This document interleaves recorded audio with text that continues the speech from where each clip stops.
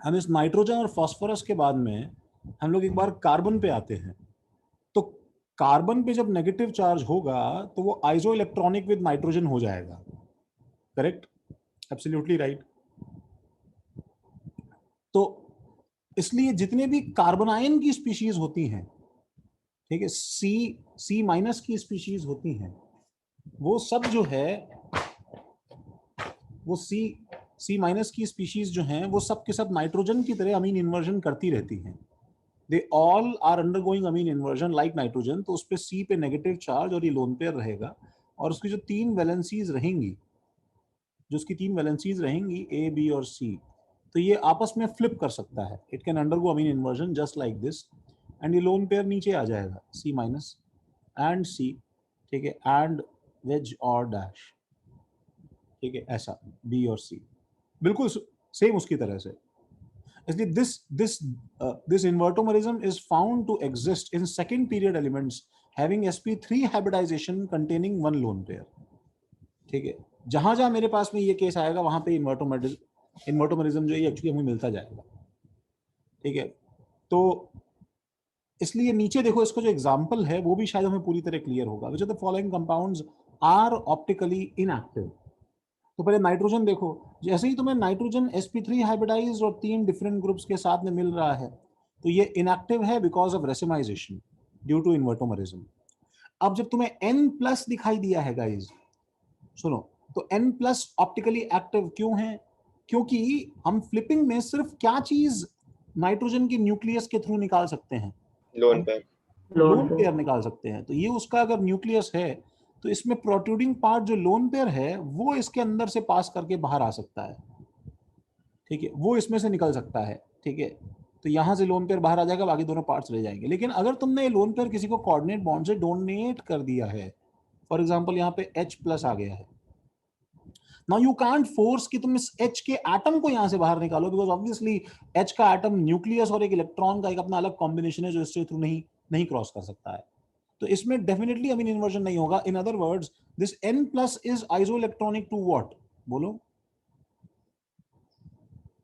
Isoelectronic to what? Carbon. Carbon. और carbon जैसे normal neutral carbon होता है, तो टेट्राहेड्रल एक्टिव कार्बन के लिए हम कुछ हमने कभी इन्वर्टोमेरिज्म तो देखा नहीं, तो इसलिए यहाँ पे बिल्कुल नॉर्मल रहेगा ये, राइट। सर कोई रैंडम इलेक्ट्रॉन भी पास कर सकते हैं क्या? रैंडम इलेक्ट्रॉन मतलब जैसे तुम कोई और एक्सटर्नल इलेक्ट्रॉन की बात कर रहे हो क्या तरुण?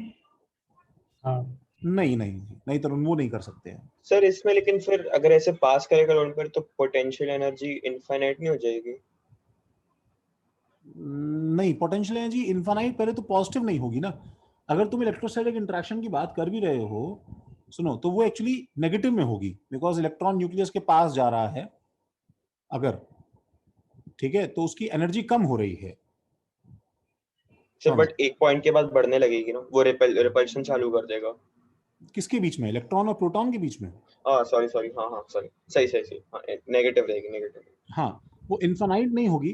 तुम बस ये बोल सकते हो कि वो जिस वो अगर अगर उसका पोटेंशियल एनर्जी कम हो रहा है, सपोज हाइजेनबर्ग अनसर्टेनिटी प्रिंसिपल से उसका पोजीशन सर्टेनिटी बढ़ रहा है, तो उसका वेलोसिटी जो है वो इतना ज्यादा एरोनियस है कि उस इंस्टेंट में जब वो क्रॉस करता है न्यूक्लियस, तो कैसे वो, सुनो, उसका इसका इसका मैकेनिज्म क्या है यहां से यहां क्रॉस करने का, ये डेफिनेटली हम लोग का पॉइंट ऑफ डिस्कशन नहीं होना चाहिए, because that is a very complex issue. और हम कोई भी क्लासिकल कॉन्सेप्ट से उस चीज को एक्सप्लेन करने की कोशिश करेंगे तो गलत होगा।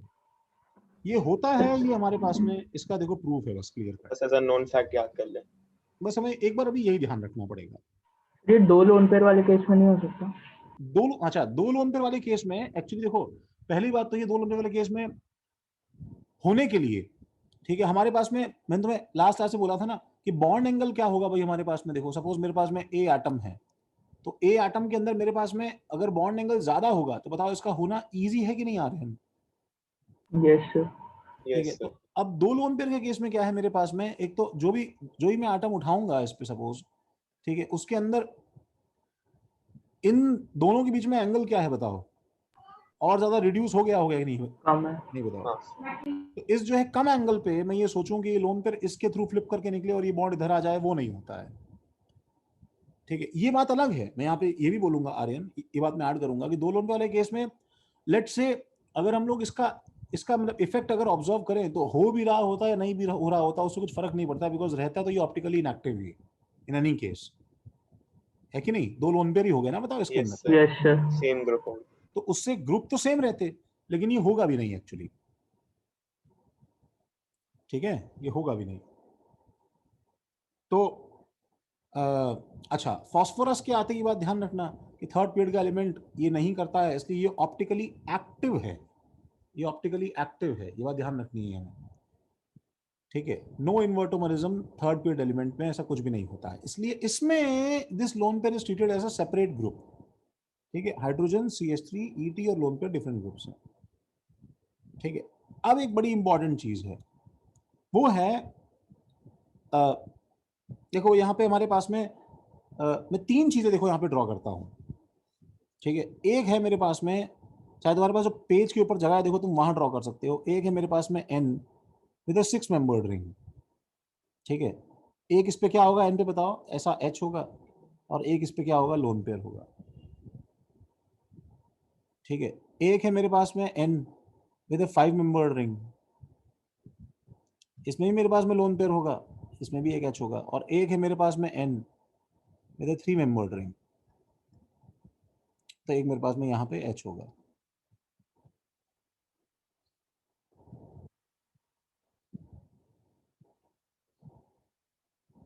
ठीक है।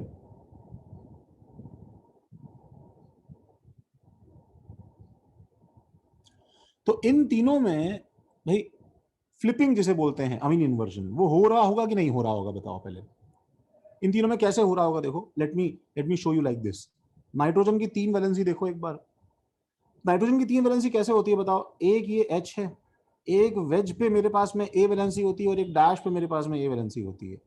अब रिंग के साथ में क्या फायदा है, देखो कि ये वेज पे और डैश पे जो मेरे पास में सामान लगा हुआ है, ठीक है, ये जो दो जो वैलेंसी है गाइस, तुम अगर इन्हीं को आपस में जोड़ दो, ये वेज की वैलेंसी को आगे लेके जाओ, ठीक है, इधर लेके जाके मोड़ के और इसमें जोड़ दो, घुसा दो, तो ये रिंग बन गई कि नहीं बन गई, बताओ। ये वाला पार्ट रिंग बन गई, यही तो रिंग यहाँ बनी हुई है, बताओ।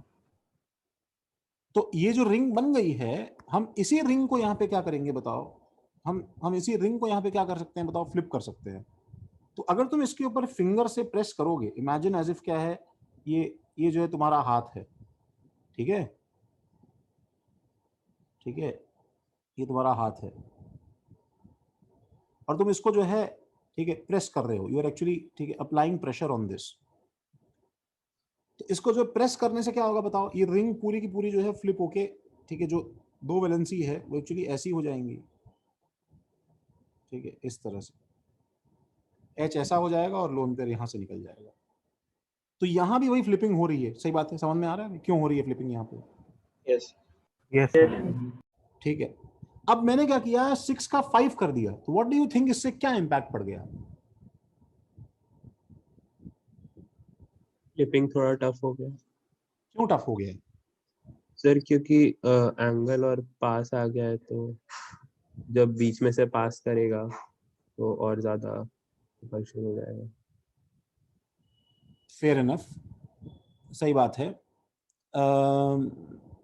एंगल एक्चुअली और ज्यादा पास आ रहा है, तो एंगल पास आ रहा है, जो एंगल यहां था उससे कम एंगल है, और उससे बहुत कम एंगल यहां पे है, ठीक है। तो दैट मीन्स इसमें लोन पेयर को फ्लिप करवाना, जैसे जैसे एंगल पास आएगा, जैसे हमने फास्फोरस का केस देखा था, तो एंगल के डिक्रीज करने से, ठीक है, जो जो टेंडेंसी टेंडेंसी टू इन्वर्ट है, वो इसमें इससे ज्यादा है, और इसमें इससे ज्यादा है। सबको बात समझ में आ रही है? ये तो हो गया सिंपल साइक्लिक कंपाउंड्स। तो वैसे पेज के ऊपर लिख सकते हो कि अगर अगर मैं सिंपल साइक्लिक कंपाउंड्स की बात करूं तो उसमें ये ऑर्डर होगा। ये समझ में आया क्या, बताओ? ये समझ में आया क्या प्रतीक्षा? यस अच्छा, अब हम आते हैं बाईसाइक्लो कंपाउंड्स पे। तो सर, बट हम रिंग के थ्रू लोन पेयर को थोड़ी पुश कर रहे हैं, हम रिंग को अलग रख के उसके बाजू से पुश कर रहे हैं।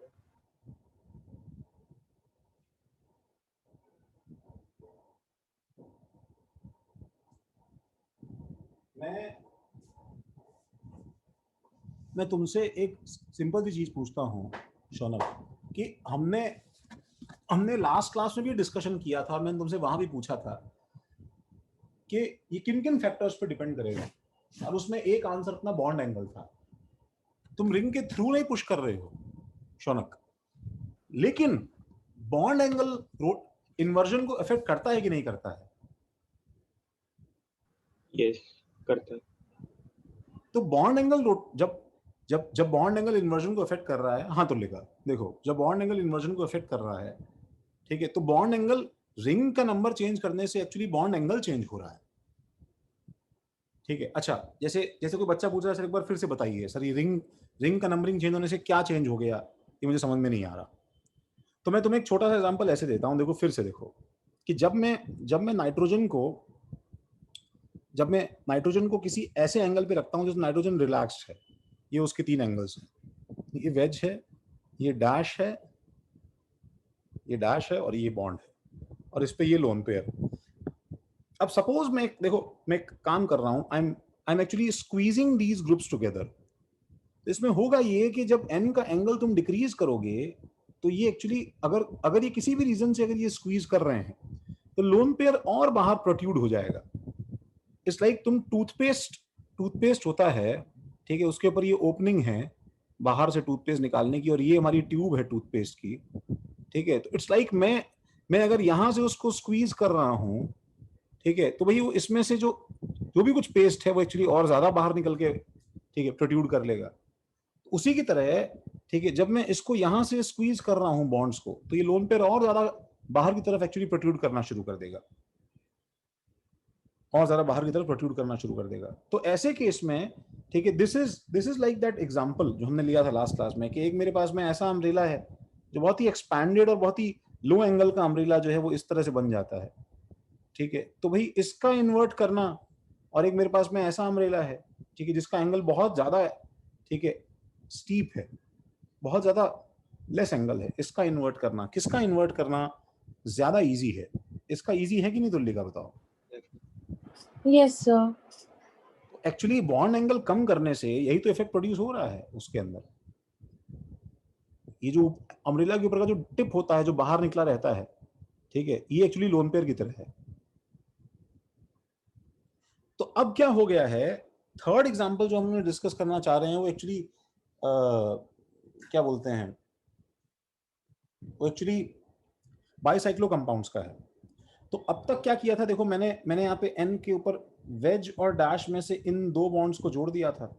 अब सपोज मैं ऐसा करूं, देखो कि इसको एक रिंग में जोड़ने के बजाय मैं जो तीसरा बॉन्ड, ये जो इंडिपेंडेंट स्ट्रे बॉन्ड था, ये बिल्कुल सबसे इंडिपेंडेंट अकेला साइड में पड़ा रहता था, मैं इसको भी जबरदस्ती इसमें जोड़ूं। Now this is a very, ठीक है, यूनिक केस। देखो मैं इसको भी जबरदस्ती इसमें जोड़ूं, तो ये कुछ ऐसा हो जाएगा, देखो कि n के ऊपर एक वेज है, एक डैश है, ठीक है, एक ये है, और मैं अभी जैसे हवा में साइड में इसकी रिंग बना दिया करता था, ठीक है। अब मैं अगर देखो, अगर मैं इस टिप को इस पे जोड़ना चाहता हूं, I want to join these two, तो बताओ मुझे क्या करना पड़ेगा? मुझे ये करना पड़ेगा कि इस रिंग को भी बताओ मुझे टेढ़ा करना पड़ेगा। I have to bend each and every bond, ठीक है, इन दिस डायरेक्शन। समझ रहे हो? सारे बॉन्ड्स को मुझे इस डायरेक्शन में बेंड करना पड़ेगा, और सबको बेंड करने के बाद में मेरे पास में ये ऐसा कुछ स्ट्रक्चर आ जाएगा।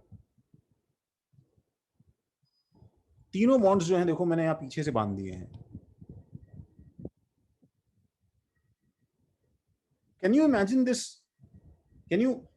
This shape? तुम लोगों ने बर्ड्स को रखने का जो पिंजरा अपन घर पे रखते हैं, वैसा शेप इमेजिन किया है? समझ रहे हो गाइस? एक कुछ ऐसा शेप जिसमें क्या है कि एक ऐसा हमारे पास में, ठीक है, दिस इज अ केज, ठीक है, जो इस तरह से रहता है, एंड नीचे जो है ये क्या रहेगा भाई, नीचे एक्चुअली इस तरह ज्वाइन हो जाएगा आपके। तो ये एक्चुअली उस केज की तरह है, जिसमें बस प्रॉब्लम क्या है, देखो उस केज के अंदर जैसे ये केज सर्कुलर होता है, वैसे देखो इसमें प्रॉब्लम क्या है कि इसमें इस केज में सिर्फ 3 ही डंडियां हैं, तो ये तीन डंडियों का बना हुआ एक्चुअली ये केज है। ये समझ पा रहे होगे भाई, ये 3 डायमेंशनल फॉर्म में 3 डंडियों का बना हुआ एक केज है और इस एन का लोन पेयर ऊपर है।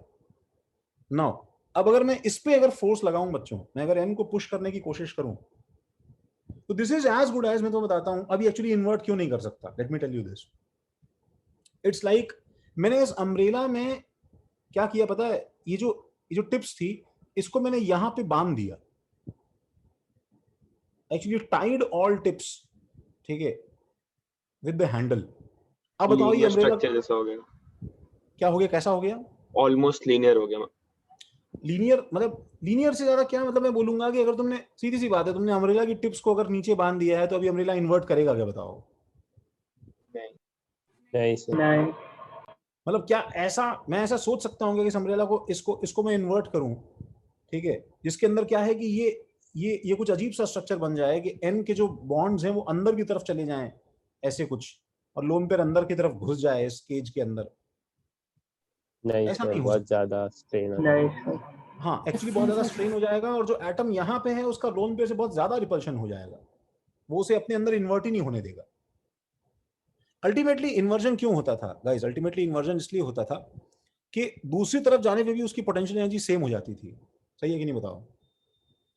Yes sir. Yes sir. वो यहाँ पे हो नहीं रही है फ्रैंकली।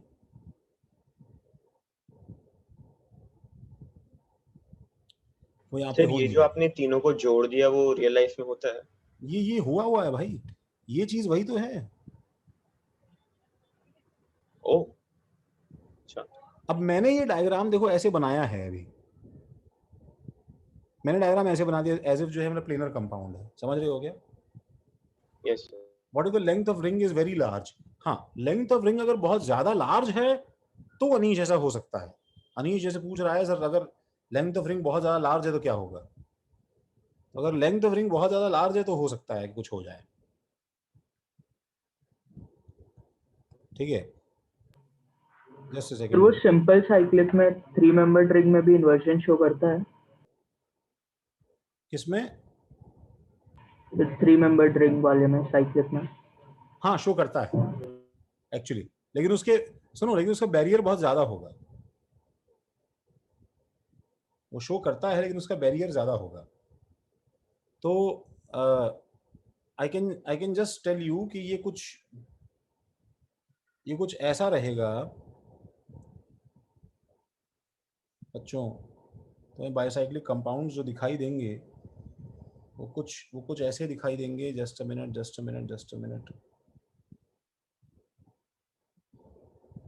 सर एक बार बैरियर का मतलब वापस बताओगे? हाँ बताते हैं, एक मिनट। तो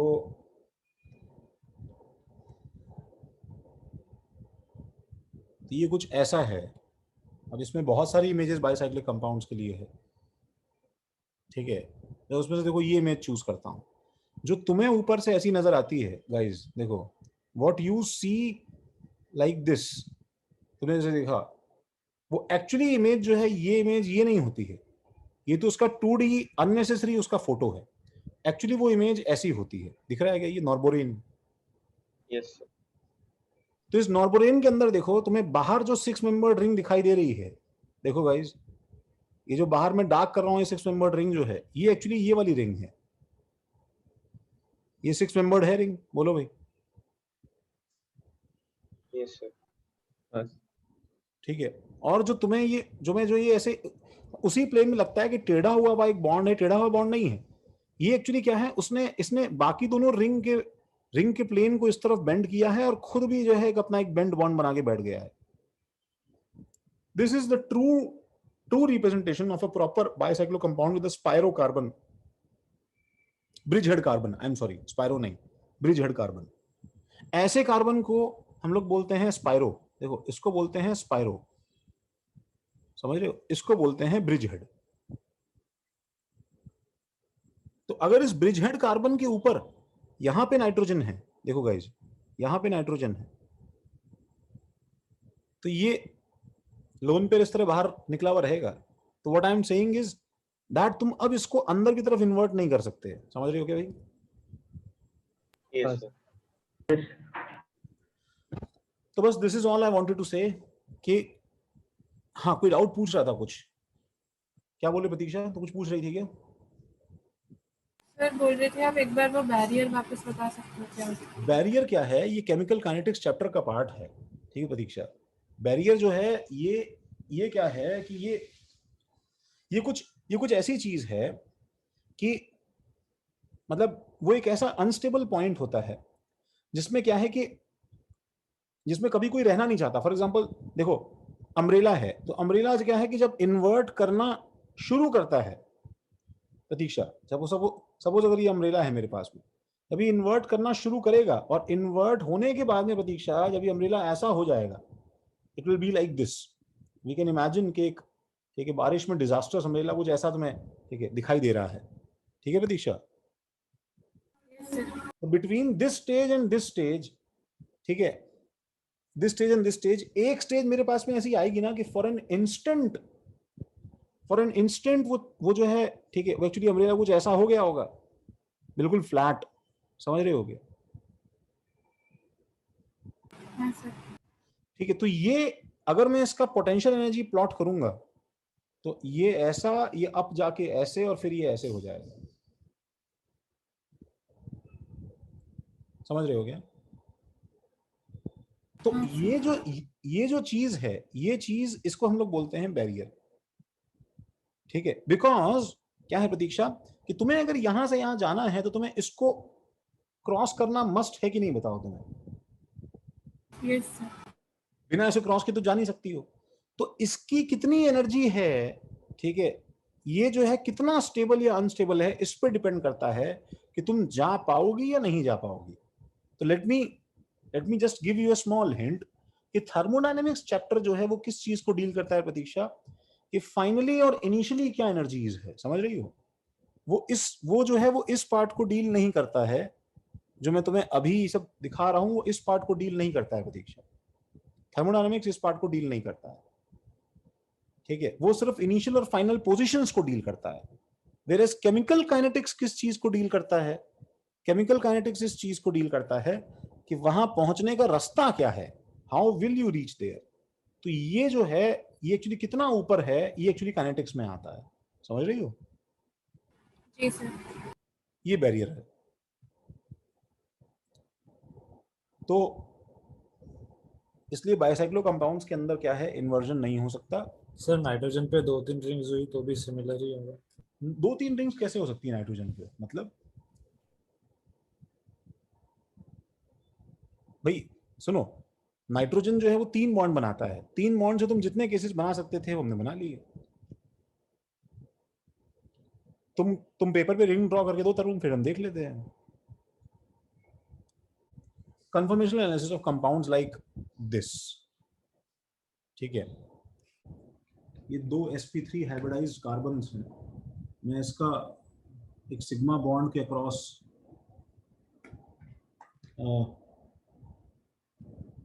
मैं सपोज इसका इस तरह से ग्रुप बना देता हूँ। सपोज ये ग्रीन वाला जो ग्रुप है ये Y मान लेते हैं और बाकी सारे जो ग्रुप्स हैं वो सब वाइट में लगाते हैं, और एक जो है ऑरेंज वाला ग्रुप जो है वो मैं यहाँ लगा देता हूँ। तो सब लोगों को इसमें सारे एटम्स का नोटिफिकेशन देखो, सबका नोटेशन समझ में आ रहा होगा आई गेस। तो यहां से अगर मैं शुरू करता हूँ राइट फ्रॉम दिस पॉइंट, जिसमें वो इसकी शैडो में, जिसे हम इक्लिप्स फॉर्म बोलते हैं गाइस, ठीक है, दिस थिंग, ठीक है। तो इस जो है इक्लिप्स फॉर्म में से यहां तक आने में देखो इनफाइनाइट एंगल्स, सबको दिख रहा है ये घूम रहा है पीछे वाला। तो इस इनफाइनाइट एंगल्स का मतलब ये है कि एक्चुअली इसके इनफाइनाइट कन्फर्मर्स हैं, ठीक है ना। Yes ma'am. सबसे पहला जो फॉर्म है इसको मैंने बोला इक्लिप्स फॉर्म। अब ये फॉर्म इक्लिप्स है गाइस, अभी न्यूमैन प्रोजेक्शन है गाइस, जो तुम देख रहे हो उसका न्यूमैन प्रोजेक्शन है, ठीक है। ये फॉर्म एक्चुअली इक्लिप्स है, सही बात है, ठीक है। अच्छा, ये फॉर्म भी इक्लिप्स है, बोलो है कि नहीं? दोनों फॉर्म इक्लिप्स हैं। Yes, sir. अब इसलिए इन दोनों के बीच में डिफरेंशिएट करने के लिए हमने इनको 2 अलग अलग नाम दिए। हमने इसको बोला क्या, बताओ? जब हाइड्रोजन के अलावा दूसरे ग्रुप्स डायरेक्टली सामने सामने आ गए हैं, इसको हमने बोला फुल्ली इक्लिप्स्ड, क्योंकि तुम्हें नीचे नाम में समझ में आ रहा है, और इसको हमने बोला पार्शियली इक्लिप्स्ड। Partially. ठीक है, is there another kind of eclipse? क्या और कोई तरह का इक्लिप्स है क्या इसमें? थोड़ा और घुमाते हैं हम लोग। फिर मैंने इसको 60 डिग्री घुमाया, 60 नहीं 120 डिग्री घुमाया, फिर यहाँ इक्लिप्स बना, देखो एक और। अब ये क्या फुल्ली की पार्शियली के अलावा और कुछ है कि इन दोनों में से कुछ फिट हो जाएगा? तो ये पार्शियली इक्लिप्स, Partially. और फिर मैंने इसको घुमाया तो फिर फुल्ली इक्लिप्स हो गया। Right right, Yes, sir. कोई दिक्कत नहीं है। Yes. अच्छा, यहाँ पे क्या है गाइस, एक जो है वो बड़ी बड़ी अच्छी चीज है। मुझे बताओ, जस्ट इन केस मुझे बताओ, वैसे कंपाउंड क्या है बताओ, ये ऑप्टिकली एक्टिव की inactive? Inactive. Active. Inactive. Inactive. Inactive क्यों है ये? सर क्योंकि एक भी पर्टिकुलर अरेंजमेंट में POS होता है तो हम हाँ sir, inactive. plane of symmetry है। है। बिल्कुल सही बात है। किसी एक पर्टिकुलर अरेंजमेंट में अगर पीओएस सीओएस आ जाए तो हम उसे इनएक्टिव बोलते हैं। Right right right. Yes. अच्छा, Yes, sir. Yes. लेकिन मैं तुमसे पूछ रहा हूँ एक्चुअली, जस्ट शायद हम डिस्कशन कर चुके हैं, मे बी मैं तुमसे ऐसे पूछ रहा हूँ कि क्या ये कंपाउंड सॉल्यूशन में एग्जिस्ट करेगा तो प्रैक्टिकली इसका ऑप्टिकल रोटेशन जो है वो कुछ आएगा कि नहीं आएगा? अब अपन ऐसे देखते हैं, मुझे बताओ ये वाला पर्टिकुलर कन्फर्मर एक्टिव है कि इनएक्टिव है? बताओ। Inactive. Inactive. Inactive. सिर्फ ये Inactive. कंफर्म, मतलब जो भी कुछ परसेंटेज ऑफ मॉलिक्यूल्स, जो भी कुछ परसेंटेज ऑफ मॉलिक्यूल्स इस फॉर्म में रहेंगे वो इनएक्टिव होंगे। Right? Yes, sir. Yes, sir. मैंने Yes, इसे sir. देखो, अगर मैंने इसे 2 डिग्री रोटेट किया ऐसे, तो बताओ थोड़े से मॉलिक्यूल्स इस फॉर्म में रहेंगे कि नहीं रहेंगे? थोड़े से। Yes, sir. Yes, Yes, sir. sir. Sir, but इसका ये- converse भी रहेंगे ना? हाँ, तो ये वाला पर्टिकुलर कन्फर्मर एक्टिव है कि इनएक्टिव है? Active. Active. Active. एक्टिव है। ठीक है, और ये वाला पर्टिकुलर कन्फर्मर मैंने 2 डिग्री और रोटेट कर दिया, एक्टिव है कि? अच्छा, इसको मैंने गॉश बना दिया, तो ये एक्टिव है कि इनएक्टिव है? Sir, active. Active. Active. Active है। और मैंने इसको पार्शियली इक्लिप्स बना दिया, अब बताओ एक्टिव है कि इनएक्टिव है? अभी भी active है। Active. Active. Yeah. Active अभी भी। सही बात है महक, सही बात है साहिब, सब जो लोग बोल रहे हैं वो ये भी सही है। इसका मतलब एक्चुअली इसमें देखो, इसमें मुझे बताओ कितने कन्फर्मर्स खुद एक्चुअली इनएक्टिव है? Can we count them? Yes, sir. 1. Sir, 2. हाँ, sorry. 2. कितने हैं? 2. 2. अच्छा, ये वाला क्या है बताओ? इनएक्टिव है ना? अच्छा, और कौन सा कन्फर्मर इनएक्टिव होगा बताओ? तो ये एक्चुअली दूसरा ये कन्फर्मर है, इसमें ऑरेंज जो है वो बिल्कुल नीचे, ठीक है, चला गया। तो फिर ये वाला प्लेन है जिससे इसको कट करने पे ये एक्चुअली क्या बन रहा है बताओ गाइस? पीओएस बन रहा है। तो इसका मतलब ये है कि इसके अलावा सारे कन्फर्मर्स जब एक्टिव हैं फिर भी सॉल्यूशन का ऑप्टिकल रोटेशन मेरे पास में 0 आएगा कि नॉन जीरो आएगा? 0 आएगा। 0 आएगा. 0 आएगा। आपकी क्यों 0 कंफर्मेशन आएगा? कैंसिल कर देंगे। क्यों? External cancellation. Sir external cancellation, बाकी एक्सटर्नल कंफर्मेशन कैंसिल कर वेरी देंगे। गुड। मतलब ये कि जो ये है, सुनो, इसमें मैं अगर यहां पे कांच लगाऊं ऐसे, तो एक्चुअली इसका रिफ्लेक्शन ऐसा बनेगा, ये बोलो सही है guys? Yes, sir. Yes. Okay, तो what do we call these two types of conformations? ये this and this, these two are called? Staggered bond. Enantiomeric. Staggered. क्या बात है? नहीं, स्टैगर्ड तो ठीक है, इन दोनों के बीच में जो रिश्ता है that is called Enantiomeric. and- enantiomers.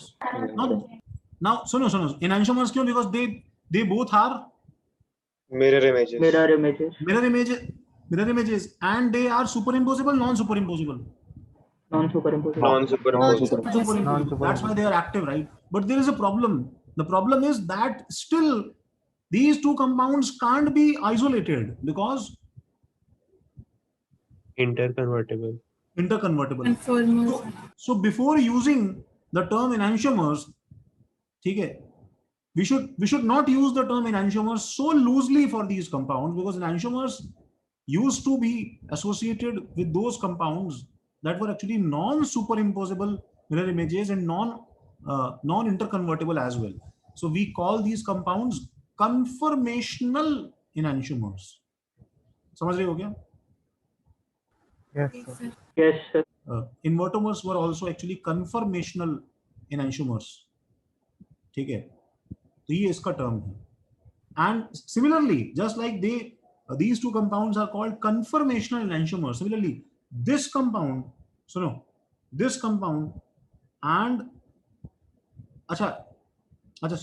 this compound is gauche, right? Gosh. Yes, sir. Yes, sir. And this compound is actually anti, Anti. right? Anti. Yes. So these two compounds are called Confirmation. Isomers. isomer. Sir, confirm. Diastereomers. हाँ. These two compounds are called Diastereomers. conformational diastereomers, because again diastereomers should not be interconvertible.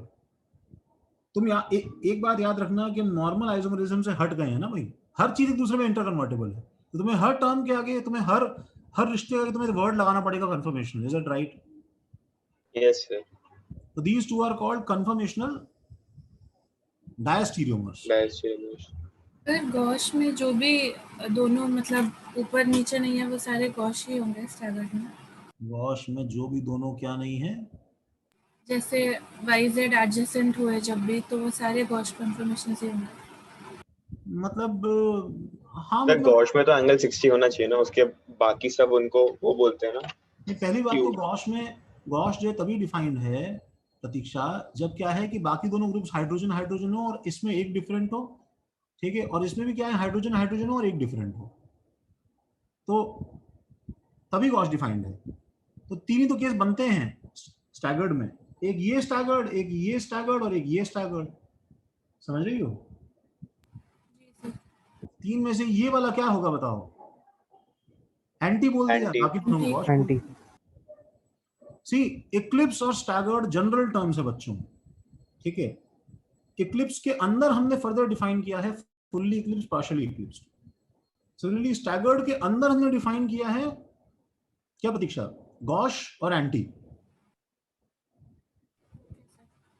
ठीक है, तो gosh और anti हो सकता है कि define ना हो प्रतीक्षा, लेकिन स्टैगर्ड हमेशा डिफाइन होगा. अगर मैं ये सारे ग्रुप्स डिफरेंट कर दूं ABC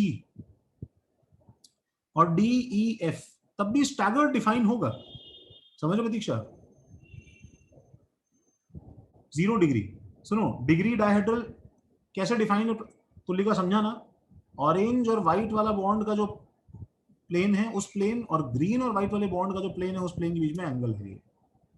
तो 0 डिग्री है. अभी बढ़ते बढ़ते कितना हो गया भाई? था बताओ भाई, 60 डिग्री हो गया. 60 डिग्री हो गया, ठीक है. 120 डिग्री हो गया. नीचे ड्रॉ किया हुआ है देखो, स्टैगर्ड, गॉश, पार्शियली इक्लिप्स, सब एकदम क्लियर है ना भाई? Yes, sir. Yes, sir. So sir, what do we call this mixture? We call this mixture, मतलब हर मिक्सचर का नाम थोड़ी है बच्चे. We call this we call this compound an optically inactive compound. That's it. कुछ नहीं, ठीक है. To decide the stability of conformations, following strains are considered. तो there are following strains: angle strain, torsional strain, van der Waals strain. अगर मैं इसे open छोड़ दूं मॉलिक्यूल को, तो ये मॉलिक्यूल इंटरनली देखो हर एंगल अपने पसंद के हिसाब से चूज करके बैठा है. देखो यहाँ पे देखो, इसके बीच में एक्चुअली एक एंगल पसंद है जैसे, ठीक है, उतना देखो ये खोल के बैठा है आराम से. इसे देखो यहाँ के बीच में देखो एक एंगल पसंद है, ठीक है. हर जगह बताओ क्या है ये एंगल, क्या है बताओ? ये रिलीव्ड है कि नहीं बताओ? मतलब इट्स लाइक तुम्हें एक डबल बेड पे तुम्हें सोने को दे दिया है, तो तुम जितना आराम से फैल के कंफर्टेबली सोना चाहते हो उतना तुम आराम से खोल के, ठीक है, सब कुछ अपना एक्सपैंड करके हम अपना लेटे हैं. वैसे मॉलिक्यूल आराम से बिना किसी एंगल के लोड के, ठीक है, ऐसे ही बैठा है, ठीक है. अब एंगल स्ट्रेन कब आता है? देखो एंगल स्ट्रेन ऐसे आता है. देखो, अगर ये जो एंगल चाहते हैं, अगर मैं इन्हें फोर्स करूं अपना एंगल चेंज करने के लिए, देख रहे हो, आई एम, ठीक है, doing this, I am actually torturing this molecule.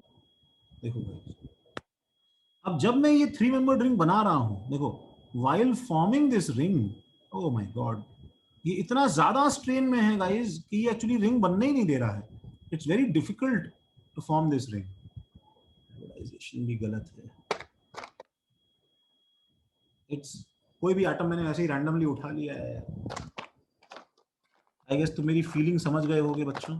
हाँ सर.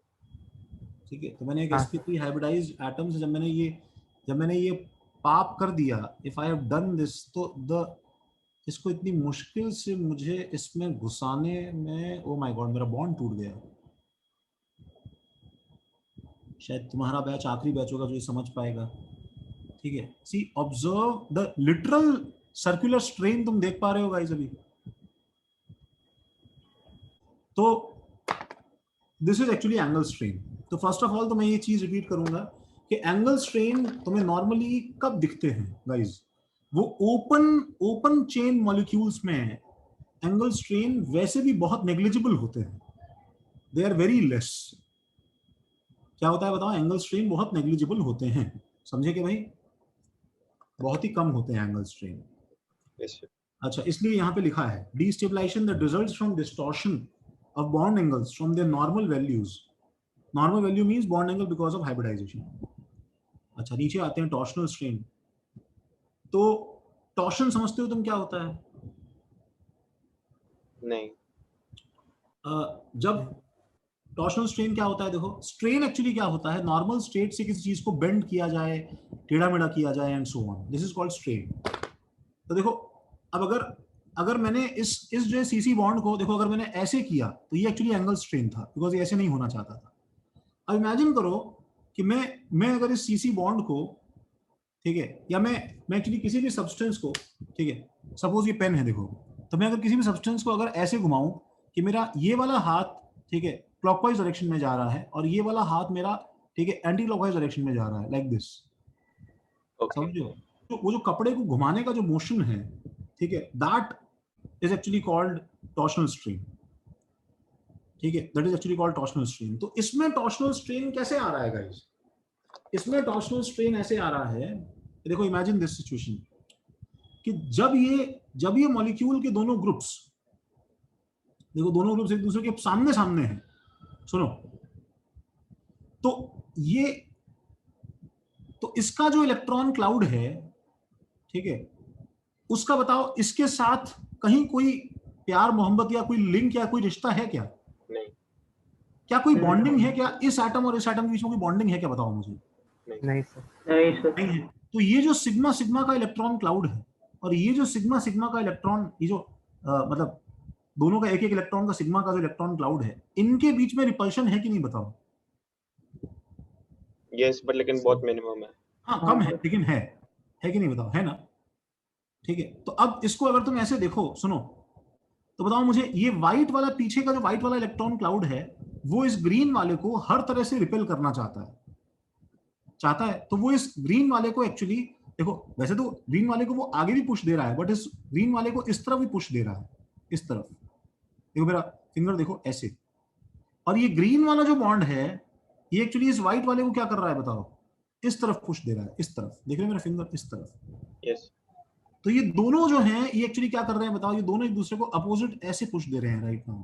समझ रहे हो क्या गाइस? Yes sir. इससे बताओ कहाँ स्ट्रेन डेवलप हो रहा है?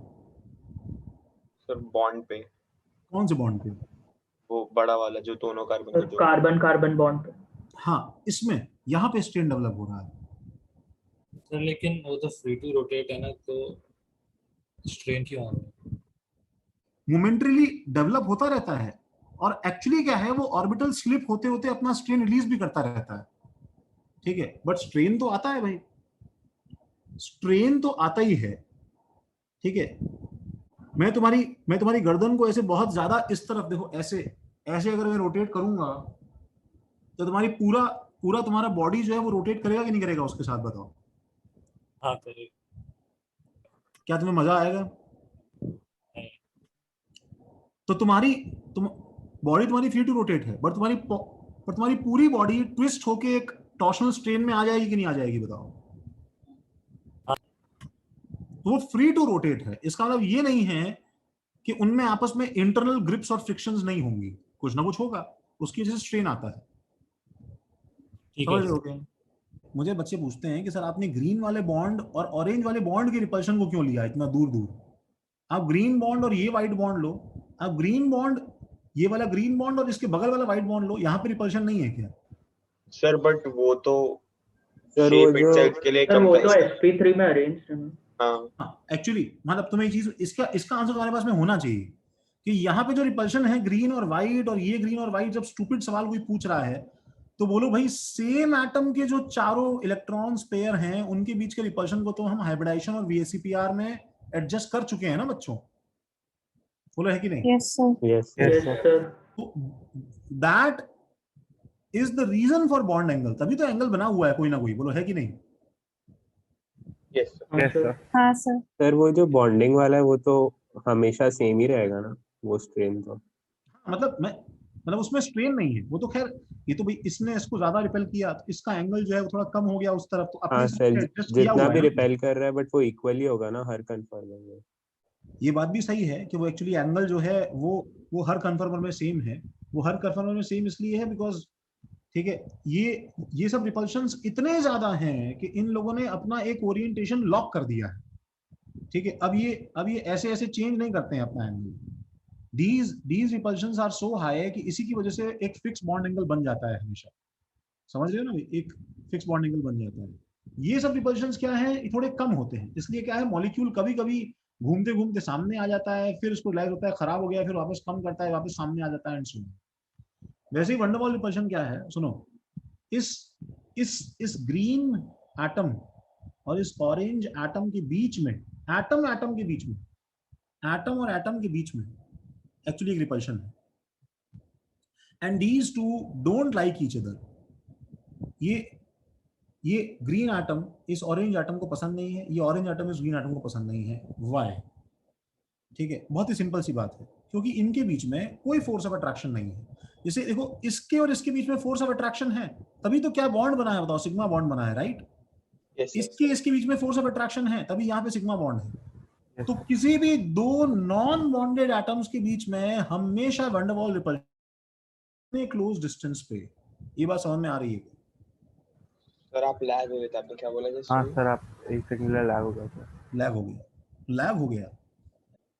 वैन डर वाल्स स्ट्रेन में क्या है, जब ये दोनों ग्रीन और ऑरेंज, ठीक है, एक जो है दूसरे को, एक दूसरे के मुंह के सामने आते हैं, ठीक है, एक दूसरे के मुंह के सामने आते हैं, ठीक है, तो इनके बीच में क्या है, हल्का सा रिपल्शन होता है, ऐसे ऐसे, कैसे देखो, ऐसे हल्का सा इधर, ये। अब बोलने को भी बोल सकता है कि सर एक मिनट, ये जो रिपल्शन हुआ, इसको तो हम एक तरह से किस में डाल सकते हैं बताओ? एंगल में, ठीक है, लेकिन मैं फिर यहाँ पे तुम्हें डिफरेंशिएट करूंगा कि एंगल स्ट्रेन बोलने के लिए the distortion that is needed is actually very high, तब हम उसे एंगल स्ट्रेन में डालते हैं।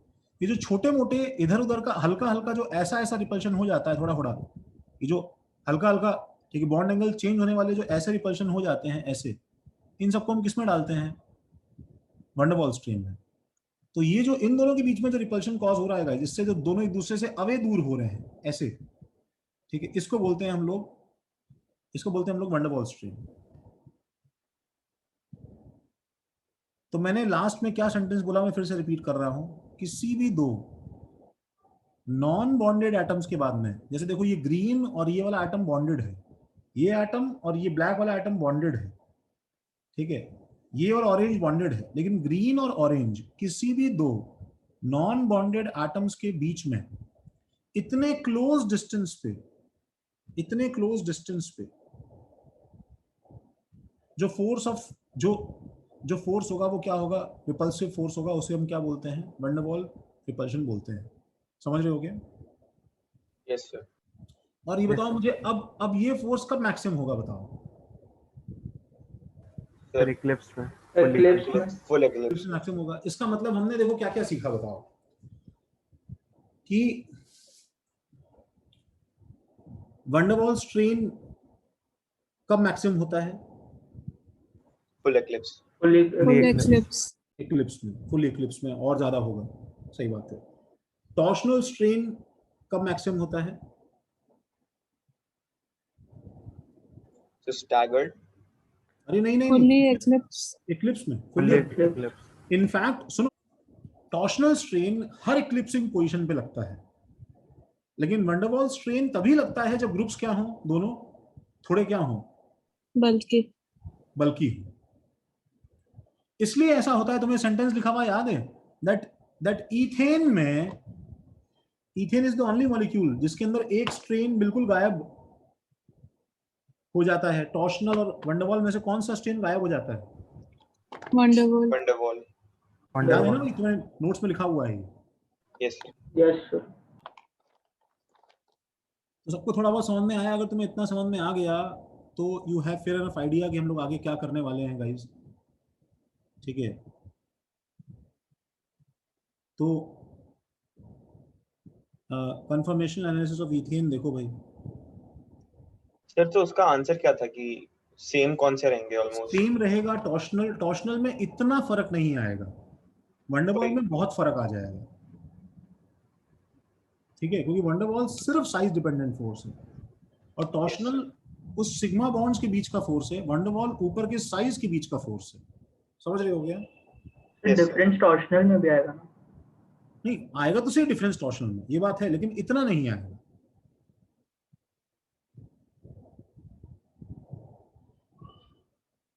सर आप क्या बोले, टॉर्शन में सिर्फ बीच के सिग्मा बॉन्ड पे डिपेंडेंट है? टॉर्शनल में सिर्फ इन दोनों के सिग्मा बॉन्ड का फर्क है ना भाई। ये दोनों जो सिग्मा बॉन्ड है ना, इनके बीच का, देखो मेरी बात सुनो। अच्छा ऐसे देखते हैं, देखो प्रतीक्षा, सपोज ये इथेन है। प्रतीक्षा, इथेन में हमारे पास में ये इक्लिप्सिंग पोजीशन है, बोलो। Yes sir. इसमें बताओ कौन सा स्ट्रेन, कौन कौन से स्ट्रेन है? एंगल स्ट्रेन है क्या? नहीं। एंगल स्ट्रेन सिर्फ तब आता है जब ना कंपाउंड कैसा हो, क्लोज चेन हो और 3, 4, 5 मेंबर्ड हो। समझ रहे हो ना? ओपन चेन में एंगल स्ट्रेन आता ही नहीं है प्रतीक्षा। ठीक है? Yes sir. अच्छा, इसके अंदर वंडरवॉल स्ट्रेन है क्या, बताओ?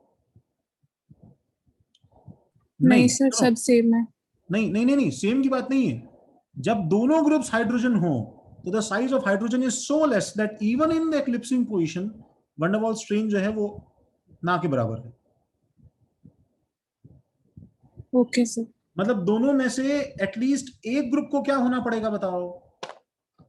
इतना बड़ा होना पड़ेगा प्रतीक्षा, तब इसमें ये स्ट्रेन लगना शुरू होगा।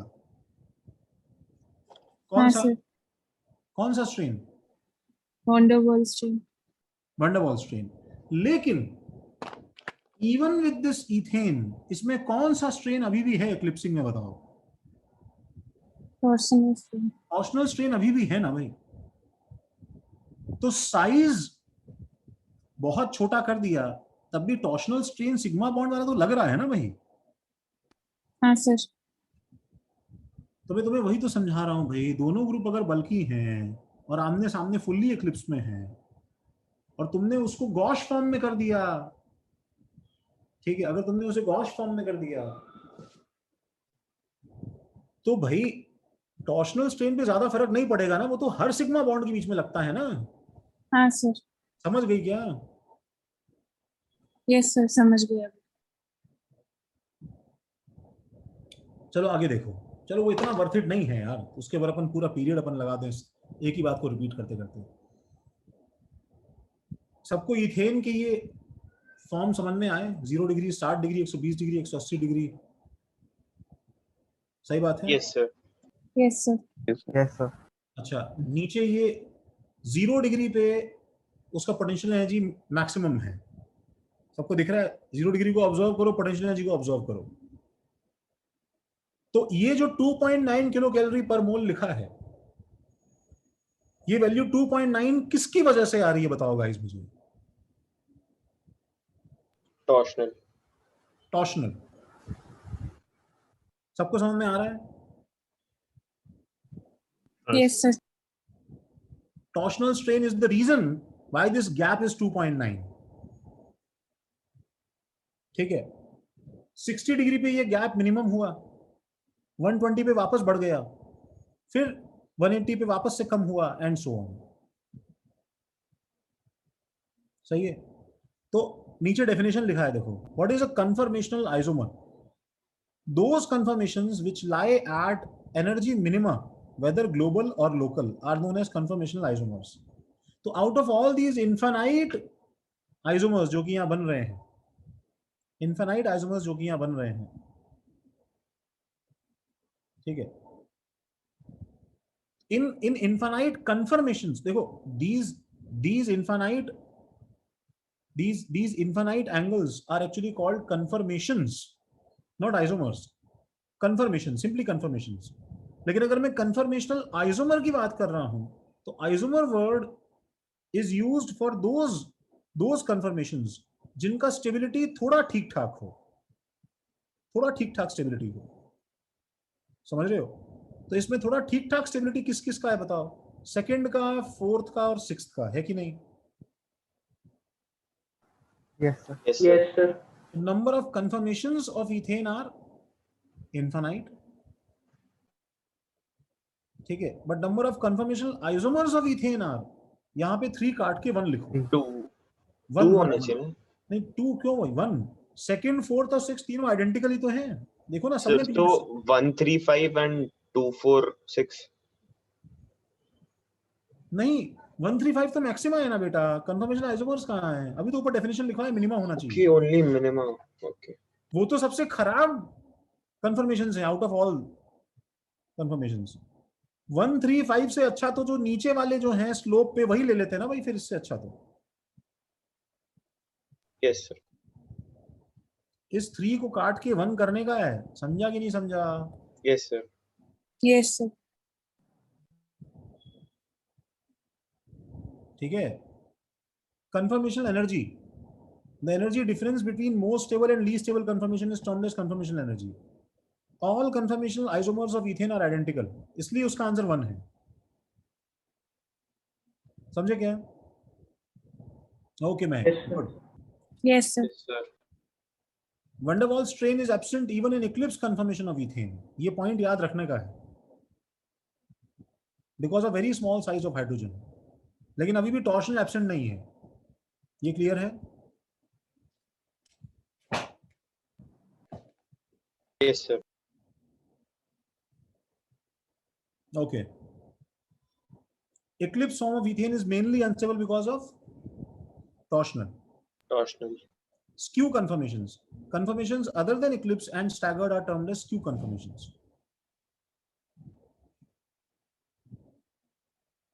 ठीक है। प्रोपेन, प्रोपेन तो प्रोपेन में देखो ये 3 तो हाइड्रोजन ही है, इसमें भी 2 हाइड्रोजन है, यहां पे एक जगह क्या लग जाएगा बच्चों?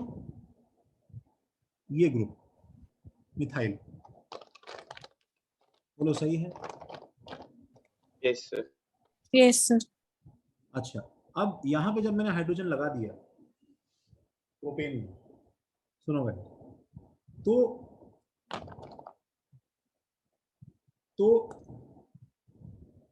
चाहे मैं इस सीसी बॉन्ड के अराउंड कंफर्मेशन बनाऊं या मैं इस सीसी बॉन्ड के अराउंड कंफर्मेशन बनाऊं, थोड़ा बॉन्ड का लेंथ अनइक्वल हो गया था, आई एम सॉरी।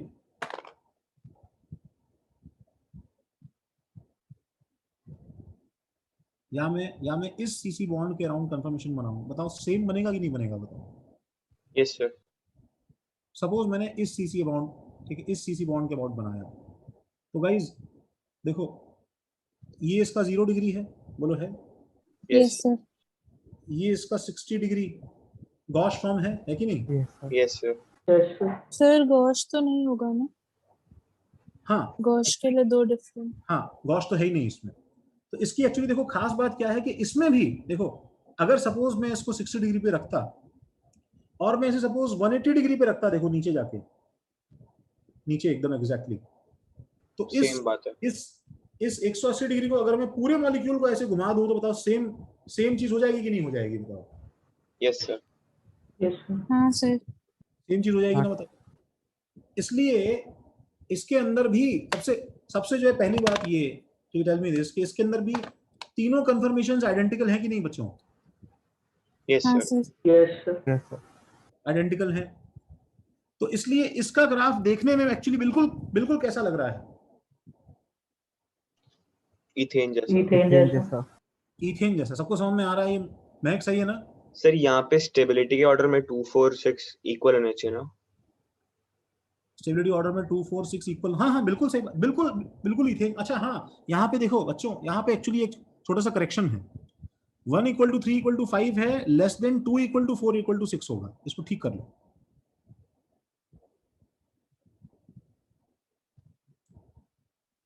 सबने लिखा?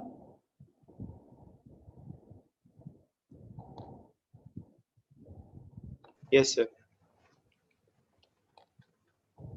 1 = 3 = 5 is less than 2 = 4 = 6। सबने लिखा? Yes sir. Yes sir. इसमें भी वो 2.9 ही है। नहीं, अब अगर कोई हम में से अगर गूगल करता, तुम अगर गूगल करके ढूंढते, तुम्हें समझ में आ जाता कि वैल्यू बड़ी होगी कि छोटी होगी। तुम बताओ। सर बड़ी। सर बड़ी होनी चाहिए। बड़ी होनी चाहिए। क्यों बड़ी होनी चाहिए? इसमें वंडरवॉल स्ट्रेट एज भी घटा ज्यादा- के वंडरवॉल स्ट्रेन भी आ वंडरवॉल गया। स्ट्रेन भी आ गया। हाँ, इसके अंदर एक स्ट्रेन ऐड हो गया है। There is one more strain and that is actually van der Waals strain. ठीक है, इसमें एक्चुअली वंडरवॉल स्ट्रेन भी ऐड हो गया है। ठीक है, इसलिए वो वैल्यू बड़ी है। सही है गाइस? तो ये हमें यहाँ पे समझना है कि कि दोनों का ग्राफ दिखने में एक जैसा है, बिल्कुल आइडेंटिकल है दिखने में, लेकिन जो इसके बीच का जो गैप है, ये गैप जो है इसका हाइट अलग अलग है, बिकॉज इसमें दो तरह 3.4 के। के कैल पर मोल। कितना है? 3.4 किलो कैलोरी पर मोल। और वहां पे कितना था? 2.9। 2.9। 2.9, 3.4। ठीक है, तुम यहाँ वैल्यू 3.4 लिख सकते हो।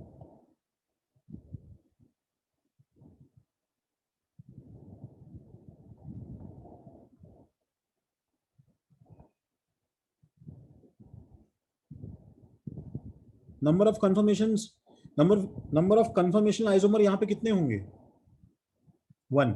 ये 3 One। काट के 1 करो जरा। सर सही तो लिखा है, ऑल आर आइडेंटिकल, तो 1 ही होगा। हाँ, 3 क्यों लिखा है इसमें बेवकूफ ने? हाँ 1 होगा। मैं बिल्कुल सही। सर आगे भी शायद लिखा है एक और जगह पे, यही ऐसे ही छोटे मोटे डाउट्स हैं। हाँ हाँ, इसको ठीक कर देंगे अभी। सबने नोट किया? Yes. Yes sir. Eclipse conformation of propane is mainly unstable because of both A and B. Both Both and दोनों। Personal and van der Waals.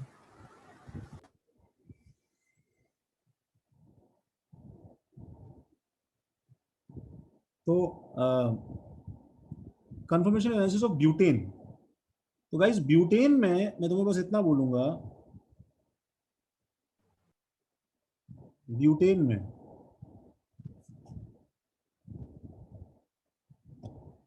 ये मेरा ब्यूटेन है गाइस। सबको दिख रहा है भाई? Yes sir. Yes sir. अब गाइस इस ब्यूटेन में आई हैव, एक सेकेंड, ओह माय गॉड, सब जगह से तो एटम ही गिर रहे हैं। तो इस ब्यूटेन में मेरे पास में कितने तरह के देखो सीसी बॉन्ड्स हैं? 1, देखो ये देखो, फिर 2, 2 तरह के। ये देखो, और फिर 3, ये वाला। सर 1 and 3 तो सर 1 and नहीं 3 होगा। तो आइडेंटिकल है ना? 1 and 3 आइडेंटिकल है। तो मैं बताओ, जब कंफर्मेशन स्टडी करूंगा तो मैं 2 तरह के कंफर्मेशन स्टडी कर सकता हूँ। एक, C1 C2 के बीच में इतने सारे एटम हो गए एक्चुअली। देखो, एक C1 C2 के बीच में मैं एक्चुअली बॉन्ड का रोटेशन स्टडी करूं। दैट मींस बताया क्या, इसको मैं ऐसे रखूं और मैं इस पूरे, देखो गाइस, मैं इस पूरे इथाइल ग्रुप को, इसको देखो, ये देखो, ये एक्चुअली पूरा इथाइल ग्रुप है। मैं इस पूरे इथाइल ग्रुप को इसके अबाउट घुमाऊं। बोलो समझ में आ रहा है ये? Yes sir. तो बताओ, जब मैं इस पूरे इथाइल ग्रुप को इसके अबाउट घुमाऊंगा तो उसका ग्राफ कैसा बनेगा बताओ?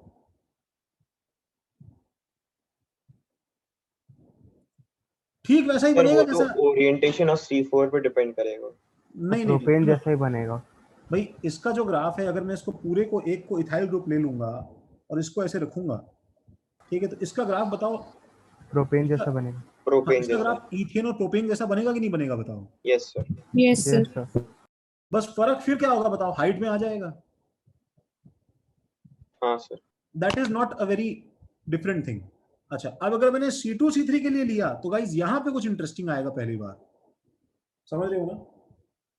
Yes sir. यहाँ पे मेरे पास में क्या आ जाएगा बच्चों कि यहाँ पे मेरे पास में एक्चुअली कुछ ऐसा आ जाएगा कि अब यहाँ पे मेरे पास में गॉश और इक्लिप्स और ये सब चीजें जो है काम आएंगी। बोलो सही है। Yes sir. ये चीज फुल्ली इक्लिप्स्ड है कि नहीं। यस। ये चीज गॉश है, गॉश। सही बात है। Yes sir. और ये चीज फुल्ली एंटी। एंटी। एंटी। तो अब यहाँ पे बताओ मुझे इसके इक्लिप्स फॉर्म में कौन कौन से स्ट्रेन हैं। Sir van der Waals. तीनों हैं बट वैंडरवॉल नहीं बहुत तीनों ज्यादा नहीं है, एंगल नहीं होता बच्चों। Sir van der Waals and angle torsional. Van der Waals and torsional. Van der Waals and van der Waals and torsion. Torsional, ठीक है। अब मैंने जब इसको गॉश में कन्वर्ट किया, ठीक है, तो बताओ कौन सा स्ट्रेन गायब हो गया बताओ। वंडरवॉल। वंडरवॉल। नहीं वंडरवॉल। नहीं नहीं नहीं, टॉर्शनल गायब हुआ है। हाँ सर। वंडरवॉल, स्टैगर्ड में हो गया। सुनो सुनो सुनो, वंडरवॉल कम हो गया है, गायब नहीं हुआ है, बिकॉज आज भी इनके बीच में देखो कुछ ना कुछ इंटरेक्शन है। Yes. Yes sir. Yes sir. तो कैन यू फील कि जब तुमने यहां से शुरू किया तो वंडरवॉल बहुत ज्यादा था, तो through out this motion van der Waals लगातार कम होता जा रहा है इनके बीच में, लेकिन ऐसे जीरो नहीं हो रहा है वो, ठीक है। यस हाँ सर। सर। तो गॉश में क्या है कि वंडरवॉल थोड़ा बहुत है, लेकिन टॉर्शनल काफी कुछ जीरो हो गया है। जब तुम वापस से पार्शली इक्लिप्स में आए हो गाइस, तो बताओ अब इसमें कौन कौन सा स्ट्रेन है। टॉर्शनल तो है, और वंडरवॉल भी है। वंडरवॉल भी थोड़ा बहुत है। कम हो गया है। वंडरवॉल हाँ एक्चुअली सर। पहले बहुत कम हो गया होली है, से थोड़ा कम हो गया। बहुत कम हो गया। ठीक है। और अब जब तुम एकदम एंटी पे आ गए हो, तो बताओ टॉर्शनल भी जीरो है और वंडरवॉल भी जीरो है कि नहीं बताओ। यस हाँ sir. Sir. Yes sir. Yes sir.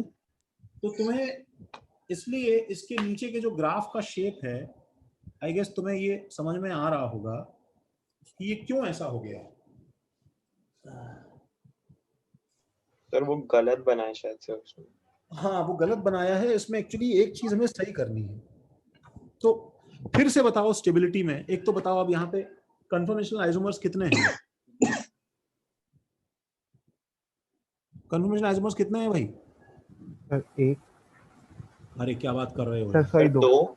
दो होंगे तुम नालायक हो यार। सर। दो आइडेंटिकल सर एंटी और दो स्टैगर्ड। सर दो गॉश और एक एंटी। अब गॉश दो क्यों हैं, महक तो बताओ। वो एक भी काउंट हो जाएगा, वो आइडेंटिकल होंगे। वही। वो आइडेंटिकल नहीं है, ये गॉश और ये गॉश आइडेंटिकल नहीं है, देखो ध्यान से ना पार्थ। सर अरे मेरे मिरर इमेजेस हैं कुछ। ये मिरर इमेजेस हैं और ऑप्टिकली एनांशियोमर।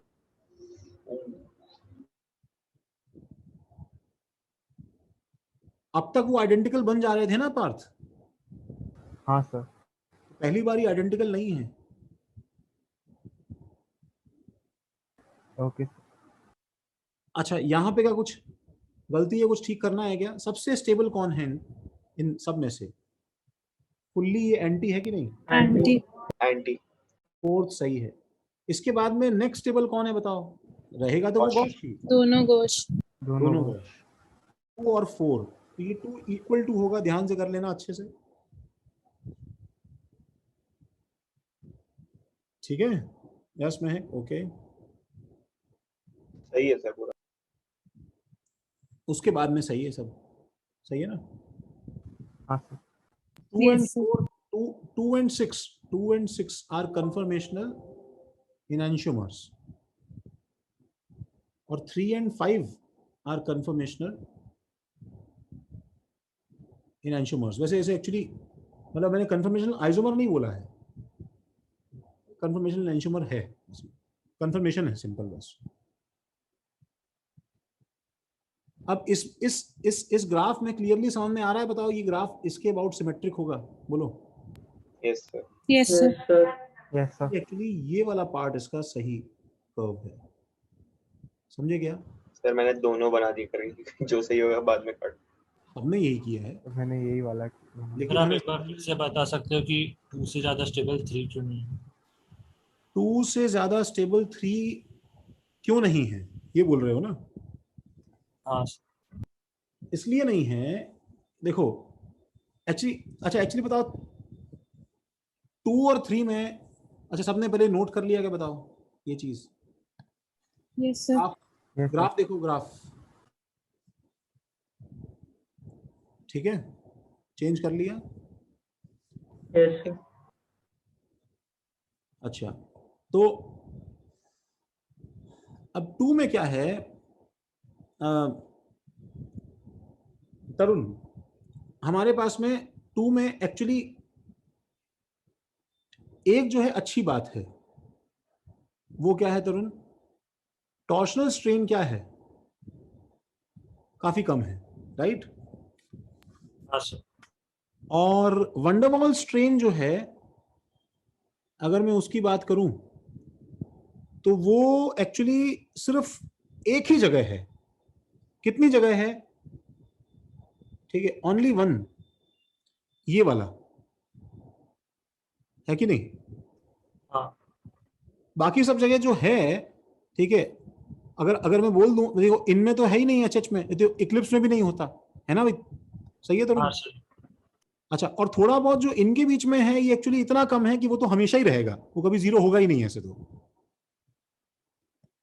ठीक है। तो only one CH3 and CH3, वो भी कितने एंगल पे है बताओ? डायहेड्रल एंगल उसका कितना है? 60 डिग्री है।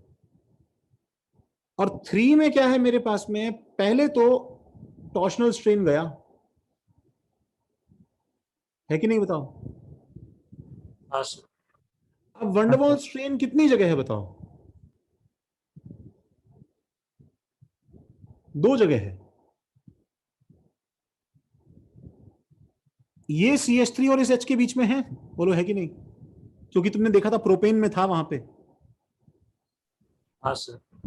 इस CH3 और H की जगह में है, बोलो है कि नहीं? हाँ तो 2 जगह वंडरवॉल स्ट्रेन है, और वो भी इक्लिप्सिंग पोजीशन पे है, समझ रहे हो तरुण? H और CH3 के बीच में। ठीक है सर, समझ गया। तो इसलिए हम ये रूल आउट कर सकते हैं ना कि सारे पॉइंट्स ऐड किए जाएं तो 3 थोड़ा कम स्टेबल होगा 2 से।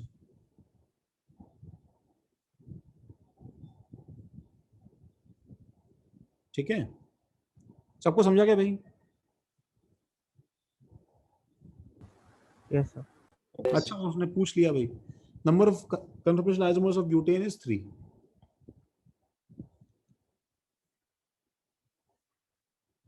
बाकी के सवाल देखो भाई। Draw the least stable confirmation of butane.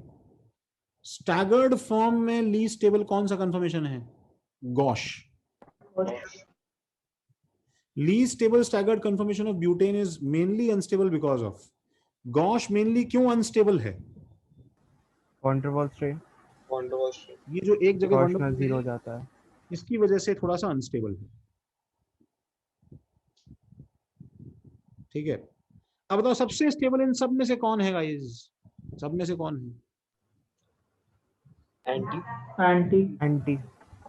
हिसाब से देखा जाए तो हम क्या एक्सपेक्ट करते हैं बताओ, कि ब्यूटेन सारा का सारा किस में रहना चाहिए बताओ? एंटी में। Anti.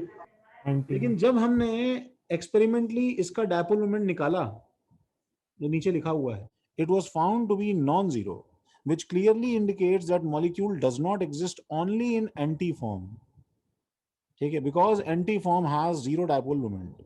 सही बात है। In fact butane exists in gosh form and anti form. अब वो ये बोल रहा है कि इन सारी फॉर्म्स में से भी हम ये मान सकते हैं बच्चों कि इसका सम प्लस इसका सम प्लस इसका सम, ये तो है ही नहीं, खैर this is out of question. वो तीसरा वाला क्यों नहीं एग्जिस्ट करता तीसरा वाला क्यों? कौन सा वाला? सर? जो फुल्ली एक्लिप्स्ड और पार्शियली एक्लिप्स्ड है। या baby Pradeep. Of my goodness, that is something new. ये क्या था sir? I don't know.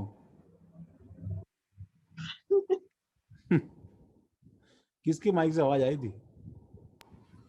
Zeal Academy. Zeal Academy. God यार, जील एकेडमी को निकाल देते हैं। हेलो प्रदीप। अरे अब मत डराओ यार, हार्ट बीट तेज हो जाता है वैसे ही। हाँ, जील एकेडमी प्लीज। हाँ चलो। Why are these graphs curves and not straight lines? मतलब ये स्ट्रेट लाइंस का मतलब तुम्हारे काफी काफी इंटरेस्टिंग डाउट है। क्यों भाई? Why are these graphs curved and not straight lines? कोई कोई रीजनिंग? चलो हम इस पे 5 मिनट टाइम लगा लेते हैं। अच्छा, अगर मान लो स्ट्रेट लाइन होता तो उसका सिग्निफिकेंस हम समझते हैं कि क्या होता है? What does this kind of graph represent? ऐसा ऐसा मॉड्यूलस ग्राफ। ऐसा एक्चुअली इन Rate change मतलब मैं constant ये होगा बोलूंगा कि in straight a line single part. इसलिए नहीं सोचना चाहिए। सुनो, स्ट्रेट लाइन में इसलिए नहीं सोचना चाहिए क्योंकि Sir, First of all- potential energy suddenly change हो जाएगा end हाँ points. एक्चुअली पोटेंशियल एनर्जी में सडनली चेंज तो नहीं होगा, डिसकंटिन्यूटी नहीं है, लेकिन नॉन डेरिवेबिलिटी है। नॉन डेरिवेबिलिटी का मतलब ये है the rate at which it was changing just before this point is different from the rate at which it is changing just after this point. The rate at which it is changing, which is not making sense. There is no point कि यहाँ पे इसका rate of change इतना ज्यादा differ करना चाहिए था। समझ रहे हो? अलग अलग स्लोप होने की वजह से इसके बजाय क्वाइट लॉजिकली हमें एक्चुअली ऐसा ग्राफ समझ में आता है, ठीक है, कि वो स्मूथ ट्रांजिशन पे जा रहा है। The rate is actually changing slowly, not suddenly. ठीक है। दूसरा, जब तुम किसी थीटा एंगल से रोटेट कर रहे हो इसे, ठीक है, तो हमें ये बात क्लियरली समझ में आती है दैट द जो भी हमारे पास में पोटेंशियल एनर्जी है, potential energy will definitely be not a function of linear function of theta. ये तो बिल्कुल इलॉजिकल है ना यार। ठीक है ना तरुण? हाँ तो क्योंकि ये लीनियर फंक्शन ऑफ थीटा नहीं हम एक्सपेक्ट करते हैं, इसलिए ये स्ट्रेट लाइन होना कोई लॉजिकल नहीं होना चाहिए ऐसा हमारे पास में। तो खैर, काम की बात ये, मैं ये बोल रहा था तुमसे कि ये अभी हमारे पास में ये तीन हमारे पास आइसोमर्स हैं। तो इन तीनों आइसोमर्स में तुम क्या पूछ रही थी प्रतीक्षा? आपने बोला ना कि गॉश और एंटी एग्जिस्ट करते हैं। वो क्यों नहीं एग्जिस्ट करता? फिफ्थ वाला यार, फिफ्थ वाला तो सेम उस तरह से एग्जिस्ट नहीं करता। मैं ये नहीं कह रहा हूँ बिल्कुल एग्जिस्ट नहीं करता प्रतीक्षा। पहली बात तो मैं ये बोल ही नहीं रहा हूँ कि बिल्कुल एग्जिस्ट नहीं करता। मैं तो बोल रहा हूँ कि ऑलमोस्ट 100% इसके अंदर कवर हो जाएगा। अब वो हो सकता है कि 98% हो या 99% हो या 95% के आसपास ही हो। समझ रही हो? ऐसा हो सकता है कि 5% इन सब में रहे। फिर वो 5% तुम्हें समझना चाहिए प्रतीक्षा कि तुम सिर्फ ये पॉइंट और ये पॉइंट ही क्यों डिस्कस कर रही हो? तुम ये क्यों नहीं डिस्कस कर रही जो यहाँ से यहाँ इन्फिनाइट पॉइंट्स हैं? समझ रही हो? बिकॉज यहाँ पे एग्जिस्ट करने से अच्छा तो किसी भी पॉइंट पे इसके दोनों तरफ एग्जिस्ट करे, अच्छा ही है ना भाई। तो ऐसा नहीं है एक्चुअली। वो जब इनफैक्ट बहुत सारे मॉलिक्यूल्स जो यहाँ से यहाँ ट्रांजिशन भी कर रहे होंगे ना प्रतीक्षा, तो जब स्नैपशॉट खींचोगी तो तुम्हें कोई ना कोई तो यहाँ मिल ही जाएगा। ऐसे कोई खास बात थोड़ी है। ये वो एक्टिवेशन एनर्जी की तरह है जिसमें से कोई ना कोई क्रॉस तो कर ही रहा होगा। तो इट इज नॉट अबाउट कि यहाँ पे क्यों नहीं है, इट इज अबाउट यहाँ पे कितने हैं। यहाँ पे बहुत कम है। ठीक है क्या? yes. तो अगर हम ये 3 फॉर्म्स ही मेजर फॉर्म्स मान रहे हैं, हाँ नीश, शिविन तुम जो है एकदम आराम करो, तुम कोई एक सब्जेक्ट पढ़ लो, उसमें स्कोर बता देना अपना। ठीक है शिविन? कोई फायदा भी नहीं तुमसे करवाने से। तुम एक्चुअली मेहनत करके फिर एक ही सब्जेक्ट करो तो फायदा क्या? तो मेरे को दुख होता है फिर वो कि इससे अच्छा एक्चुअली तुम एंजॉय करो, चिल मारो तुम। चलो, Sorry sir. तो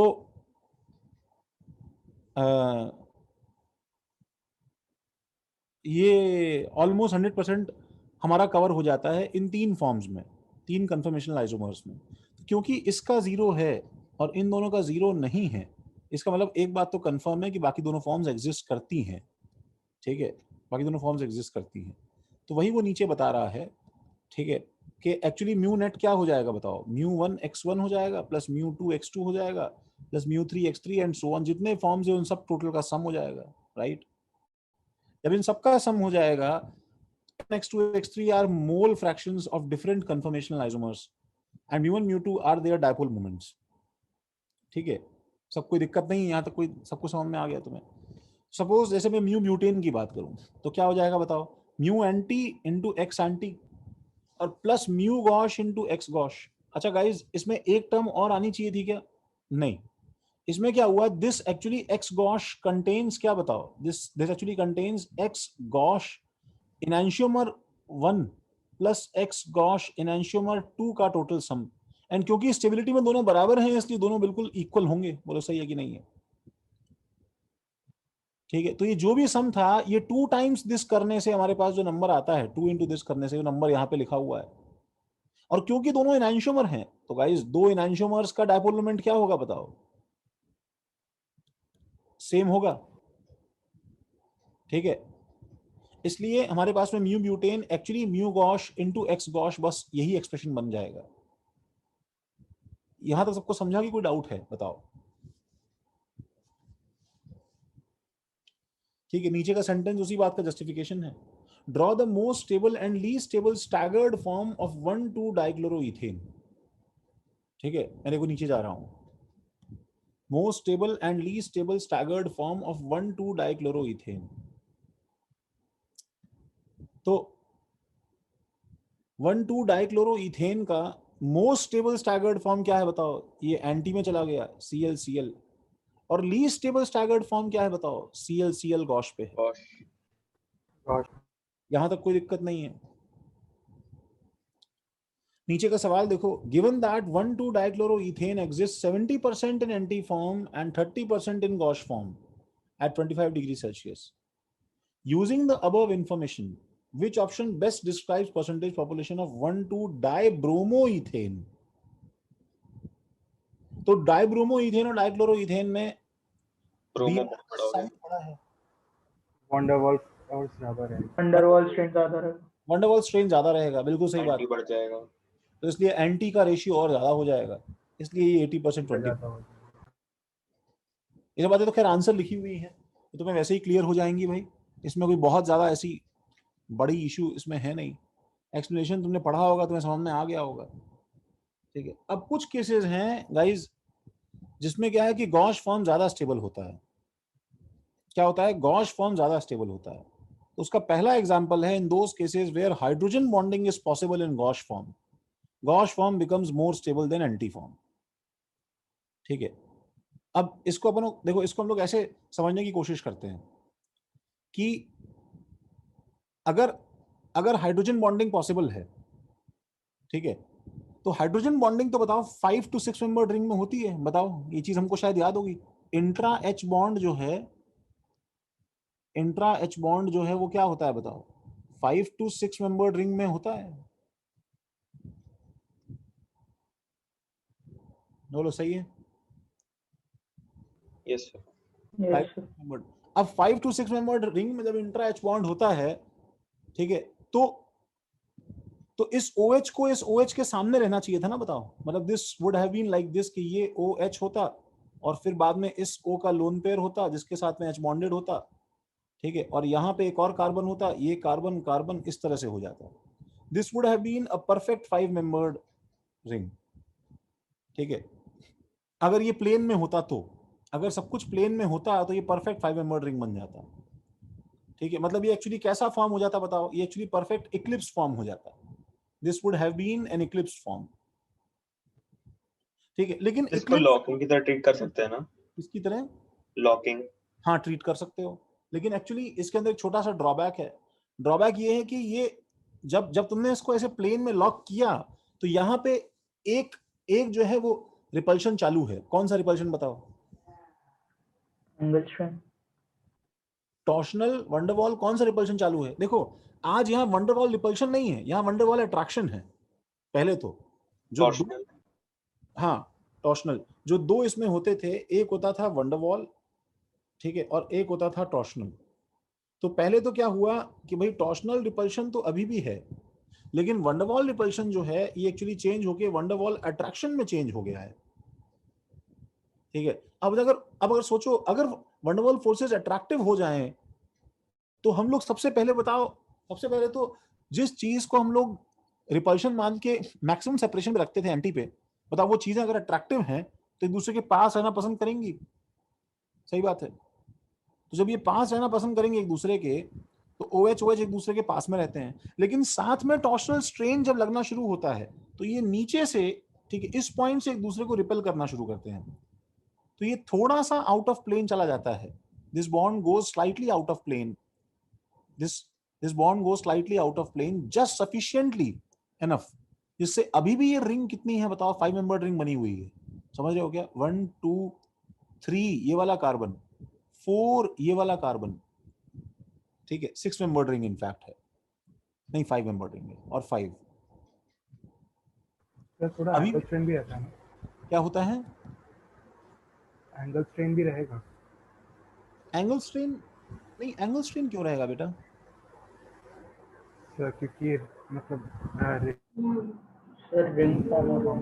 नहीं, सुनो मेरी बात सुनो, ये 5 मेंबर्ड रिंग इसीलिए फॉर्म होता है। अगर सपोज मैं 4 मेंबर्ड रिंग फॉर्म कर रहा होता ना पार्थ, तो मैं बोलता कि भाई ये ऐसे रहना चाहते थे, लेकिन तुमने क्या किया, तुमने इनको जो है इधर करके, ठीक है, तुमने इस बॉन्ड को इधर शिफ्ट करके यहाँ पे एंगल स्ट्रेन ले आए तुम इधर।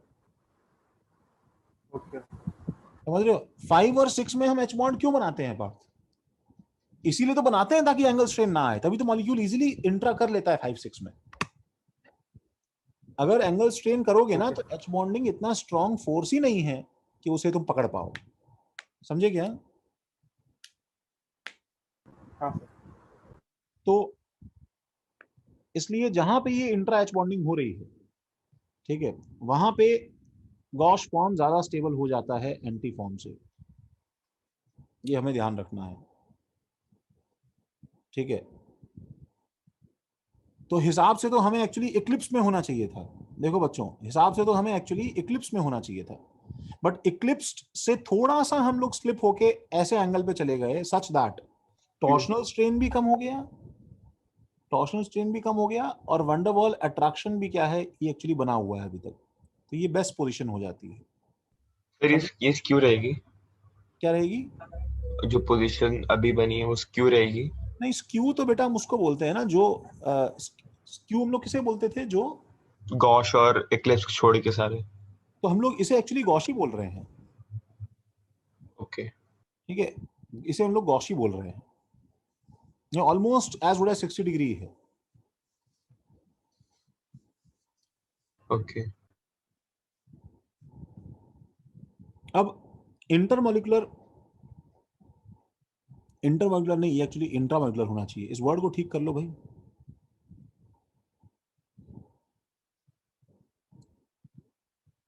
तो जहां भी आज से तुम्हें एच बॉन्डिंग का केस मिले बच्चों, ठीक है, जैसे CHO और OH, तो गाइस तुम्हें पता है ना कौन सा H बॉन्डिंग कर सकता है, CHO का H कि OH का H? OH का। OH का। CHO का H तो कार्बन से लगा हुआ है। ठीक है, जो बच्चे थोड़ा सा लेट इसको पकड़ रहे हैं, जिन्हें थोड़ा सा वीक लगता है, वो यहाँ पे एच बॉन्डिंग वीक लगता है, वो यहाँ पे लिख लें अपने नोट्स में स्पेशली कि ये हाइड्रोजन यूजलेस है, this is useless for H bonding. H bonding के लिए इस पूरे मॉलिक्यूल में सिर्फ ये एक ही एच एलिजिबल है, क्योंकि एच बॉन्डिंग के लिए किससे अटैच होना चाहिए? FON।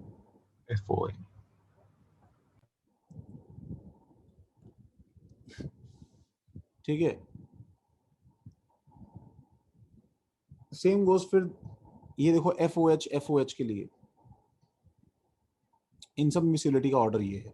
सर आप ऐसे मॉलिक्यूल का एग्जांपल दे सकते हो जिसमें एंगल स्ट्रेन आ रहा है? जिसमें एंगल स्ट्रेन हो? हाँ। लो ये रहा, 2 पेज नीचे चले जाओ, भर के है, ये रहा। जब तुम साइक्लिक कंपाउंड्स में आ जाओगे तो इन सब में एंगल स्ट्रेन है। देखो तरुण, इसमें सबसे ज्यादा है this thing has been beaten black and blue because of angle strain. बहुत बुरी हालत में है ये. सर इसमें न्यूमैन प्रोजेक्शन वाले केस में मतलब मैं इसको न्यूमैन प्रोजेक्शन में ड्रॉ कर दूंगा ना बेटा. ये लो.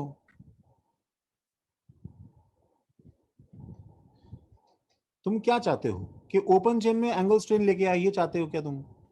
नहीं ये रहा न्यूमैन प्रोजेक्शन साइक्लोहेक्सेन का, साइक्लोप्रोपेन का. ठीक है। साइक्लोब्यूटेन का कैसा बन जाएगा? देखो ऐसा बन जाएगा. देखो गाइस, ऐसे ऐसे ऐसे ऐसे. देखो ये है साइक्लोब्यूटेन. Yes sir. ऐसे बन जाएगा. तो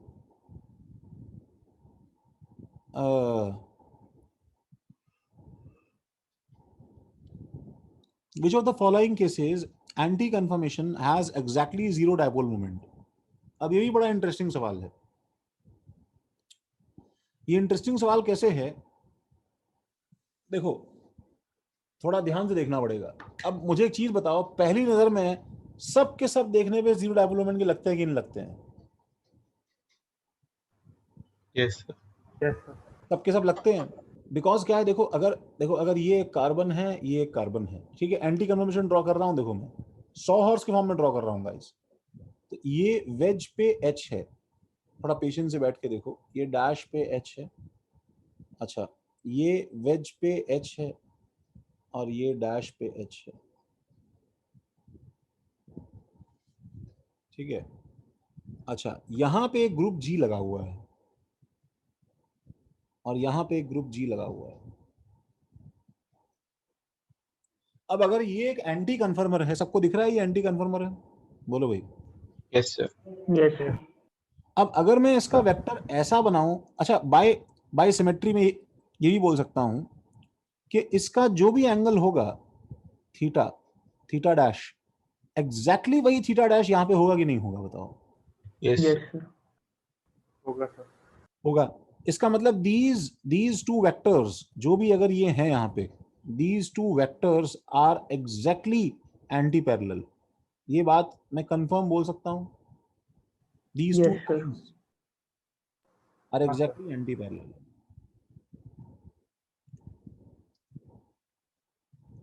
आर एग्जैक्टली एंटी पैरेलल. ये सही है तुल्लिका?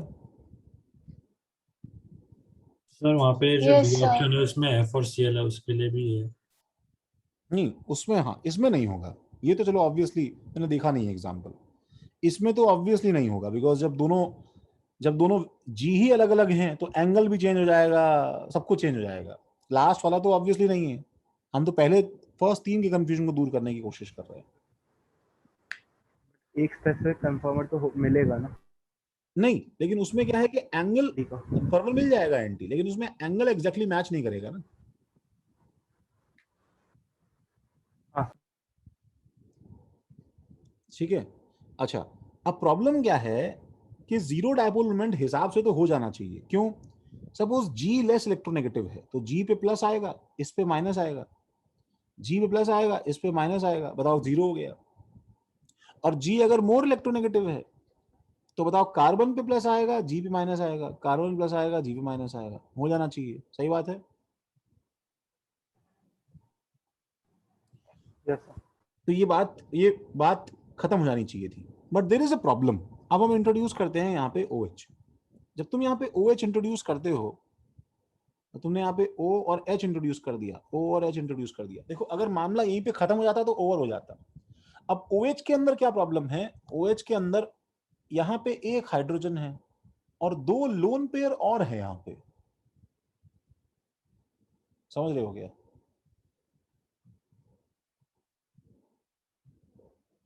और ये 2 लोन पेयर और एक हाइड्रोजन, मुझे बताओ पंखे की तरह ऊपर घूम रहे हैं कि नहीं घूम रहे हैं? यस. हाँ सर. अब इन 2 लोन पेयर की वजह से, ठीक है, और इस एक जो है हाइड्रोजन की वजह से कोई एक रैंडम डायपोल जो है वो और जनरेट हुआ होगा यहाँ पे. बताओ ऐसा कुछ ऐसा. और जब ये घूमता होगा पंखे की तरह तो ये डायपोल भी तो साथ साथ में पंखे की तरह इसके ऊपर घूमता होगा. बताओ.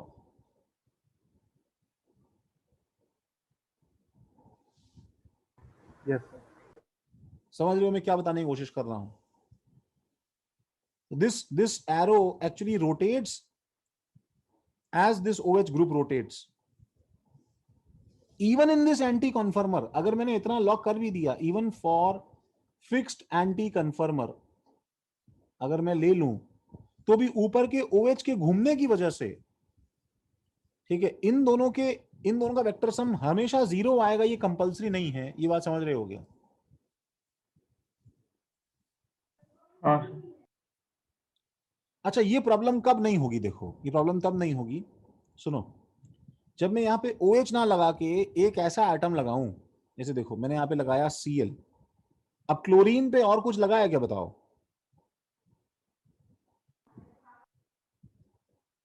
क्लोरीन की वैलेंसी कितनी है?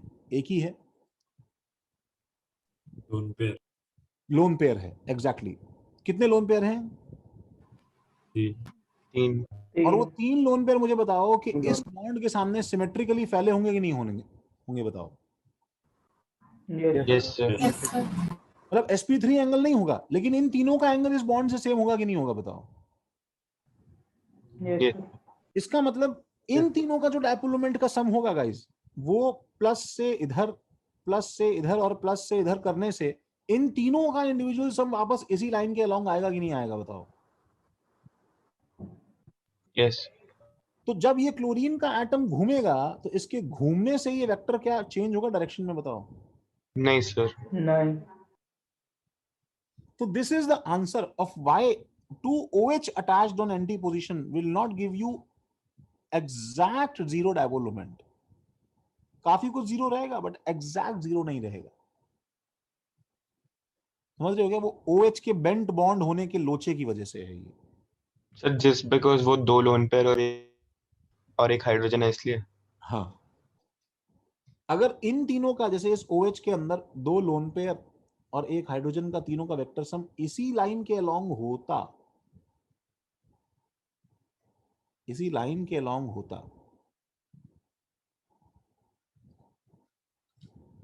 ठीक है, तो वो जीरो होता, लेकिन वो है नहीं। The same goes for nitrogen. क्या ये अमीन ग्रुप? तो N के ऊपर क्या है बताओ गाइस? 2 हाइड्रोजन है कि नहीं, और एक लोन पेयर है। Yes sir.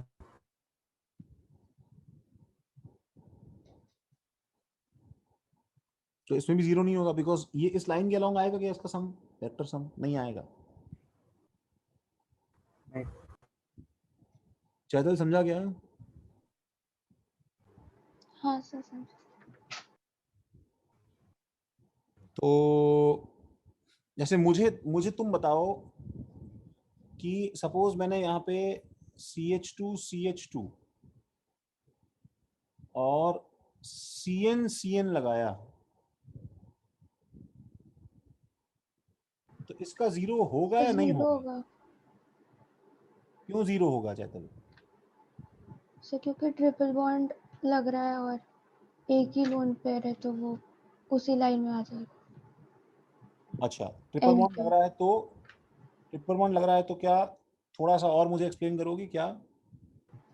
सर नाइट्रोजन का लोन पेयर। उसी लाइन में आ जाएगा, सही बोल हाँ रही सर। हो। थोड़ा ये भी बता दो कि एंगल कितना है इसका? Sir 180 degree.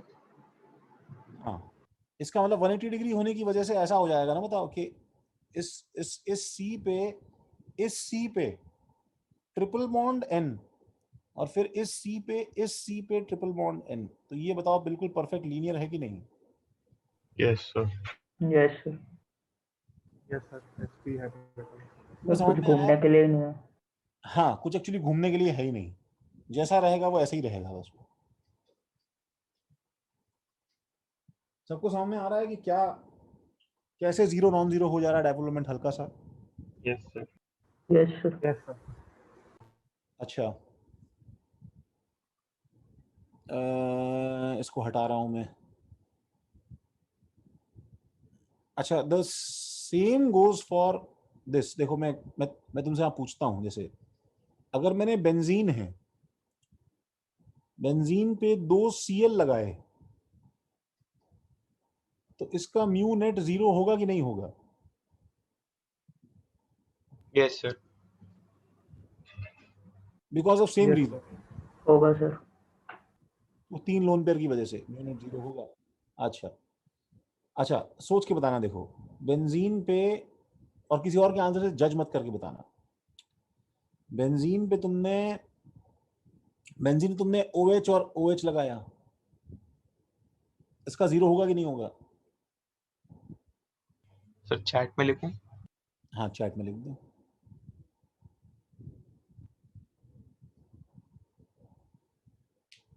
हाँ अंशुल सही है, हाँ शौनक सही है। हाँ नहीं, हमें कंपल्सरी बताना है। वो कभी कभार तो चलो बाई चांस हो ही सकता है किसी एक पर्टिकुलर इंस्टेंट पे। हाँ प्रतीक्षा, यस आर्यन, यस चेतन, हाँ तरुण, यस महक, यस पार्थ। अच्छा ठीक है, इसका बताओ। हाँ खुशी, यस निलय। देखो इसका बताओ, इसका होगा कि नहीं होगा? हाँ सोहम, देखो तुमने बेंजीन पे एक CH3 और पैरा पे एक CH3 और लगाया है, इसका 0 होगा कि नहीं होगा?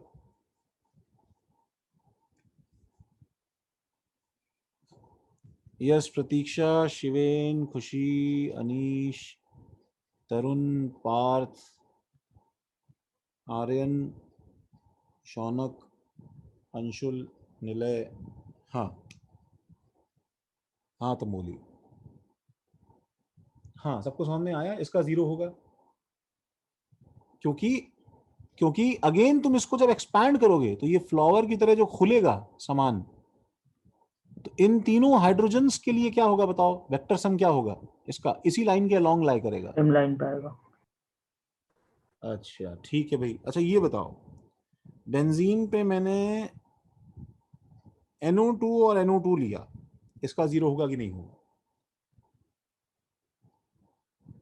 मैं तुम्हारा आंसर राइट और रॉन्ग बताऊंगा, तुम लोग चैट पे दे सकते हो।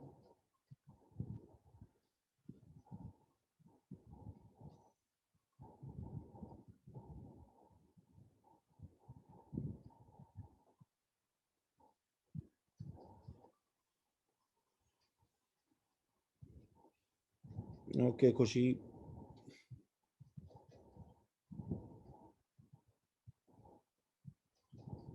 ओके चैतल,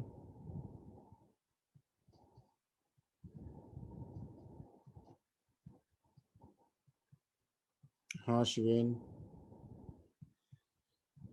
अच्छा अच्छा ठीक है, चलो रुक जाओ, चलो ठीक है। पार्थ तुम बताओ कि NO2 का तुमने 0 नॉन 0 तुमने क्या सोच के बताया? सर अगर जैसे हम एक एक ऑक्सीजन पे डबल बॉन्ड और एक ऑक्सीजन नेगेटिव पे सिंगल बॉन्ड, अच्छा अच्छा, मैं तुम्हें अगर एक चीज बताऊं कि रेजोनेंस की वजह से ये दोनों बॉन्ड लेंथ बराबर हो एम पे जाते हैं। प्लस रेजोनेंस की वजह से वो मतलब 1.5 पे आ जाता है उसका हाँ वो आ बॉन्ड जाता ऑर्डर, है। इसलिए मुझे थोड़ा ये बात अकाउंट में लेने के बाद में अपना आंसर तुम 0 बोलोगे, नॉन 0 बोलोगे, कुछ चेंज करोगे कि वही रहेगा?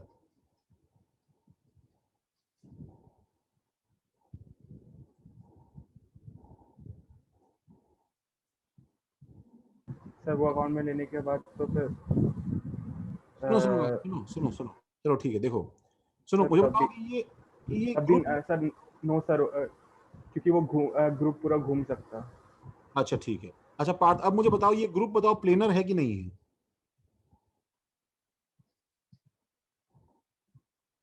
बोलो।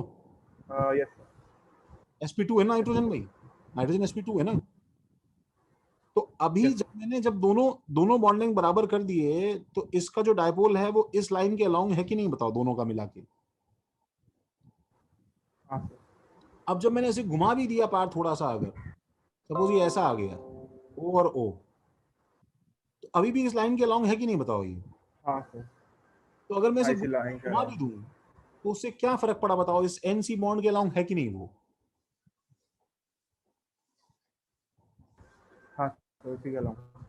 तो मैं अगर बेंजीन पे OH लगाता तो ये टेढ़ा होता था, तो अलग अलग डायरेक्शन में OH होने की वजह से एक्चुअली वेक्टर घूमता था। लेकिन मैं बेंजीन पे NO2 लगाता हूं तो ये एक्चुअली प्लेनर है, तो अलग अलग डायरेक्शन में अगर प्लेन आ भी जाते हैं, ठीक है, तो एक्चुअली इन सब का क्या है, हमेशा इसी लाइन के अलॉन्ग रहता है वेक्टर। समझ रहे हो क्या?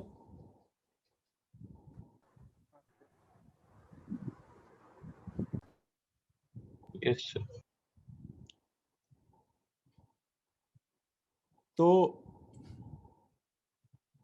वही एक्सप्लेनेशन नीचे के पेजेस पे दिया हुआ है, ठीक है। तो सभी लोगों ने जब कॉपी किया होगा गाइस, तो मुझे बताओ तुम्हारे पास इतनी सी स्पेस बची होगी कुछ नोट करने के लिए?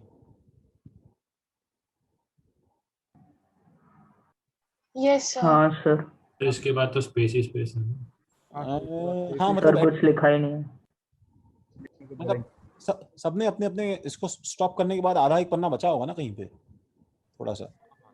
आई Yes, want sir. To write few lines on, ठीक है, on a very special thing that is very unexpected, that is called gauche effect. Sanjay, gauche effect पता है क्या? सर ये टर्म पढ़ा था बट अब याद नहीं आ रहा। याद नहीं आ रहा? किसके रिलेटेड है? किसी कंपाउंड के लिए स्पेसिफिकली? कोई केस था शायद सर। कोई केस था, ओके। आदित्य, उत्कर्ष या अंशुल, किसी को पता है, कुछ याद है क्या इसके बारे में? नहीं? सर स्टेबिलिटी से रिलेटेड था क्या? हाँ, किसकी स्टेबिलिटी और कैसे, कुछ आइडिया है? सर शायद से गॉश और एंटी के बीच में कंपैरिजन था। सर मिथॉक्सी में था क्या? हाँ सही बात है, मिथॉक्सी में होता है। सर उसमें भी कुछ वजह था ना कि गॉस से ज़्यादा स्टेबल होता है एंटी से, क्यू होता है हाँ वही शायद से इफेक्ट होता है। हाँ, yes, there is a very unusual phenomenon and you are not going to like it, ठीक है ना, तुम्हें पसंद नहीं आएगा गॉश इफेक्ट जो है। तो वो अनयूजुअल फिनोमिना क्या है, that gosh effect is a situation where a Gauss conformer, एक minute,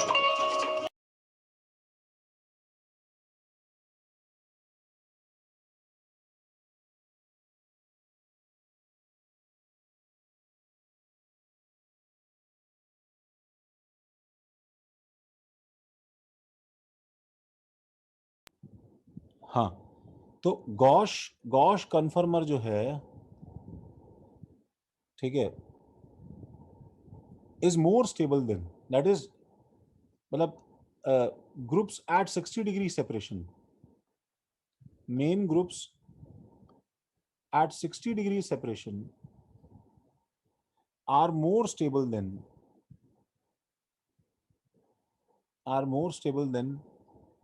anti-conformer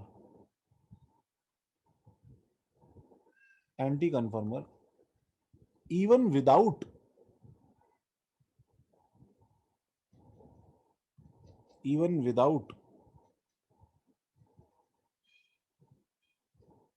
any intra H bonding.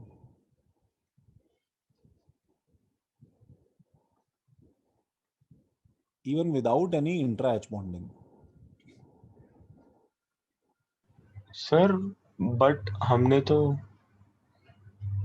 वैसे किया था ना, जैसे मतलब पेपर के पहले आपने बोला था कि एकदम दूर दूर रख दो उनको। हाँ हाँ हाँ, सुनो, इसके आगे वर्ड ऐड कर लो, इन सम कंपाउंड्स, सब में नहीं होता ये, मैं तुम्हें पहली बोला, तुम्हें पसंद नहीं आएगा ये, वो यूजुअल है भी नहीं भाई। The best example, one of the best examples of this situation is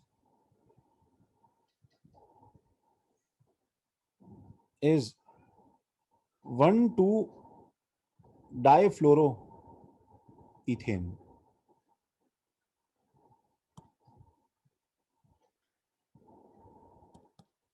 1,2 डाइफ्लोरोइथेन।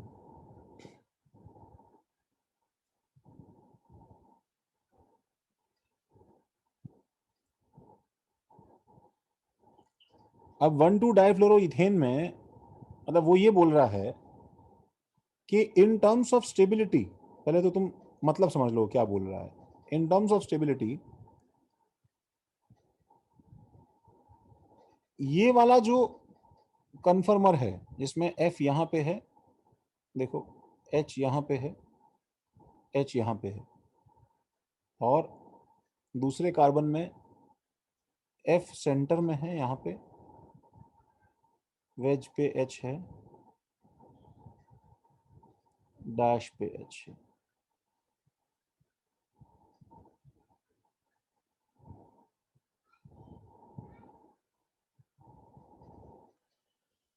देखो ये गॉश है कि नहीं है, मतलब इसका अगर तुम फ्रंट व्यू लोगे तो तुम्हें ऐसा नजर आएगा ये कि एक F इधर है, एक H इधर है, एक H इधर है, ठीक है। This is more stable then एक F यहाँ है, एक H यहाँ है, एक H यहाँ है।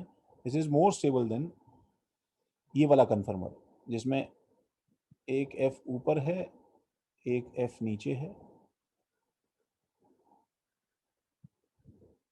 H और H, H और H।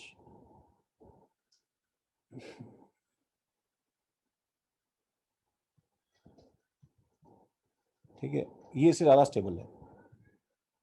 अब इसके जो एक्सप्लेनेशन है इसके क्या मल्टीपल तरीके हैं, ठीक है। उसमें से एक एक्सप्लेनेशन जो है वो हाइपर कॉन्जुगेशन से रिलेटेड है। अब तुम्हें हाइपर कॉन्जुगेशन आता नहीं है गाइस अभी, समझ रहे हो? भारी भरकम साइंटिस्ट वाला वर्ड लग रहा है। हाँ,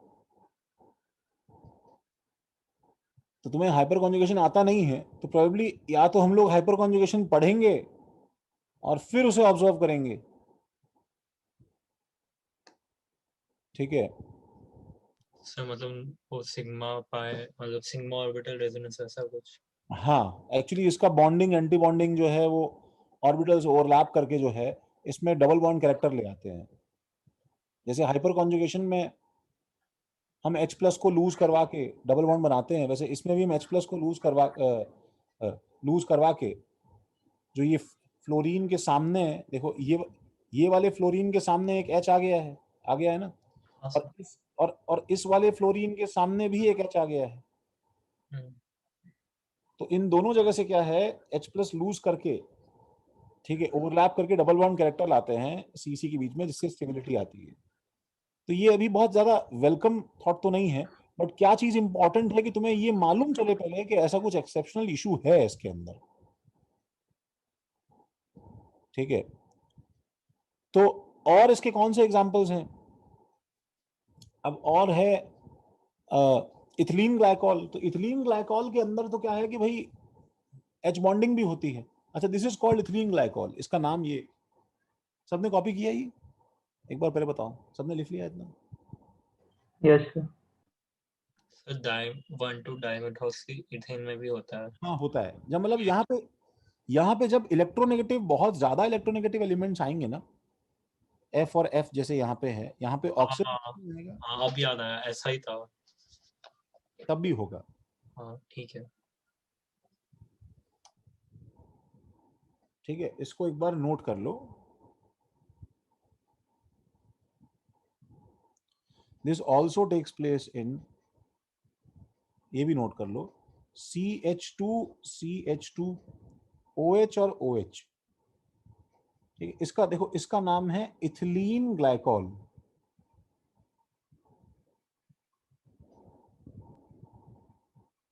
इथिलीन ग्लाइकॉल या CH2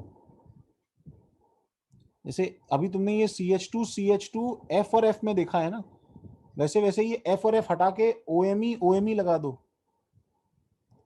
अब कोई आदमी बोल सकता है कि सर एक मिनट, यहां तो सर इंट्रा H बॉन्डिंग भी हो रही है, इसलिए भी गॉस स्टेबल है यहां पे। लेकिन फिर OMe में तो कोई इंट्रा H बॉन्डिंग नहीं है, यहां तो नहीं होना चाहिए था ऐसा गॉस स्टेबल, यहां भी गॉस स्टेबल है।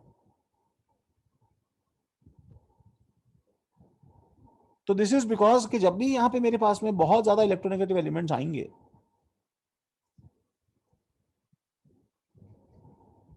ठीक है, उनका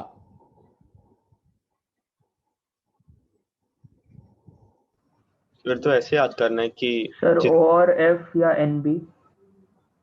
एन नहीं, एन के साथ में इतना इलेक्ट्रोनेगेटिविटी नहीं है। सर तो हमेशा मतलब जो आते हैं वो इलेक्ट्रोनेगेटिव ही आते हैं, बहुत मतलब हाईली। हाँ, तुम इसको ऐसे मत याद करो, तुम ये 3 एग्जांपल याद कर लो पहले तो। 1,2 डाइफ्लोरोइथेन बहुत फेमस एग्जांपल है, इसको याद रखो।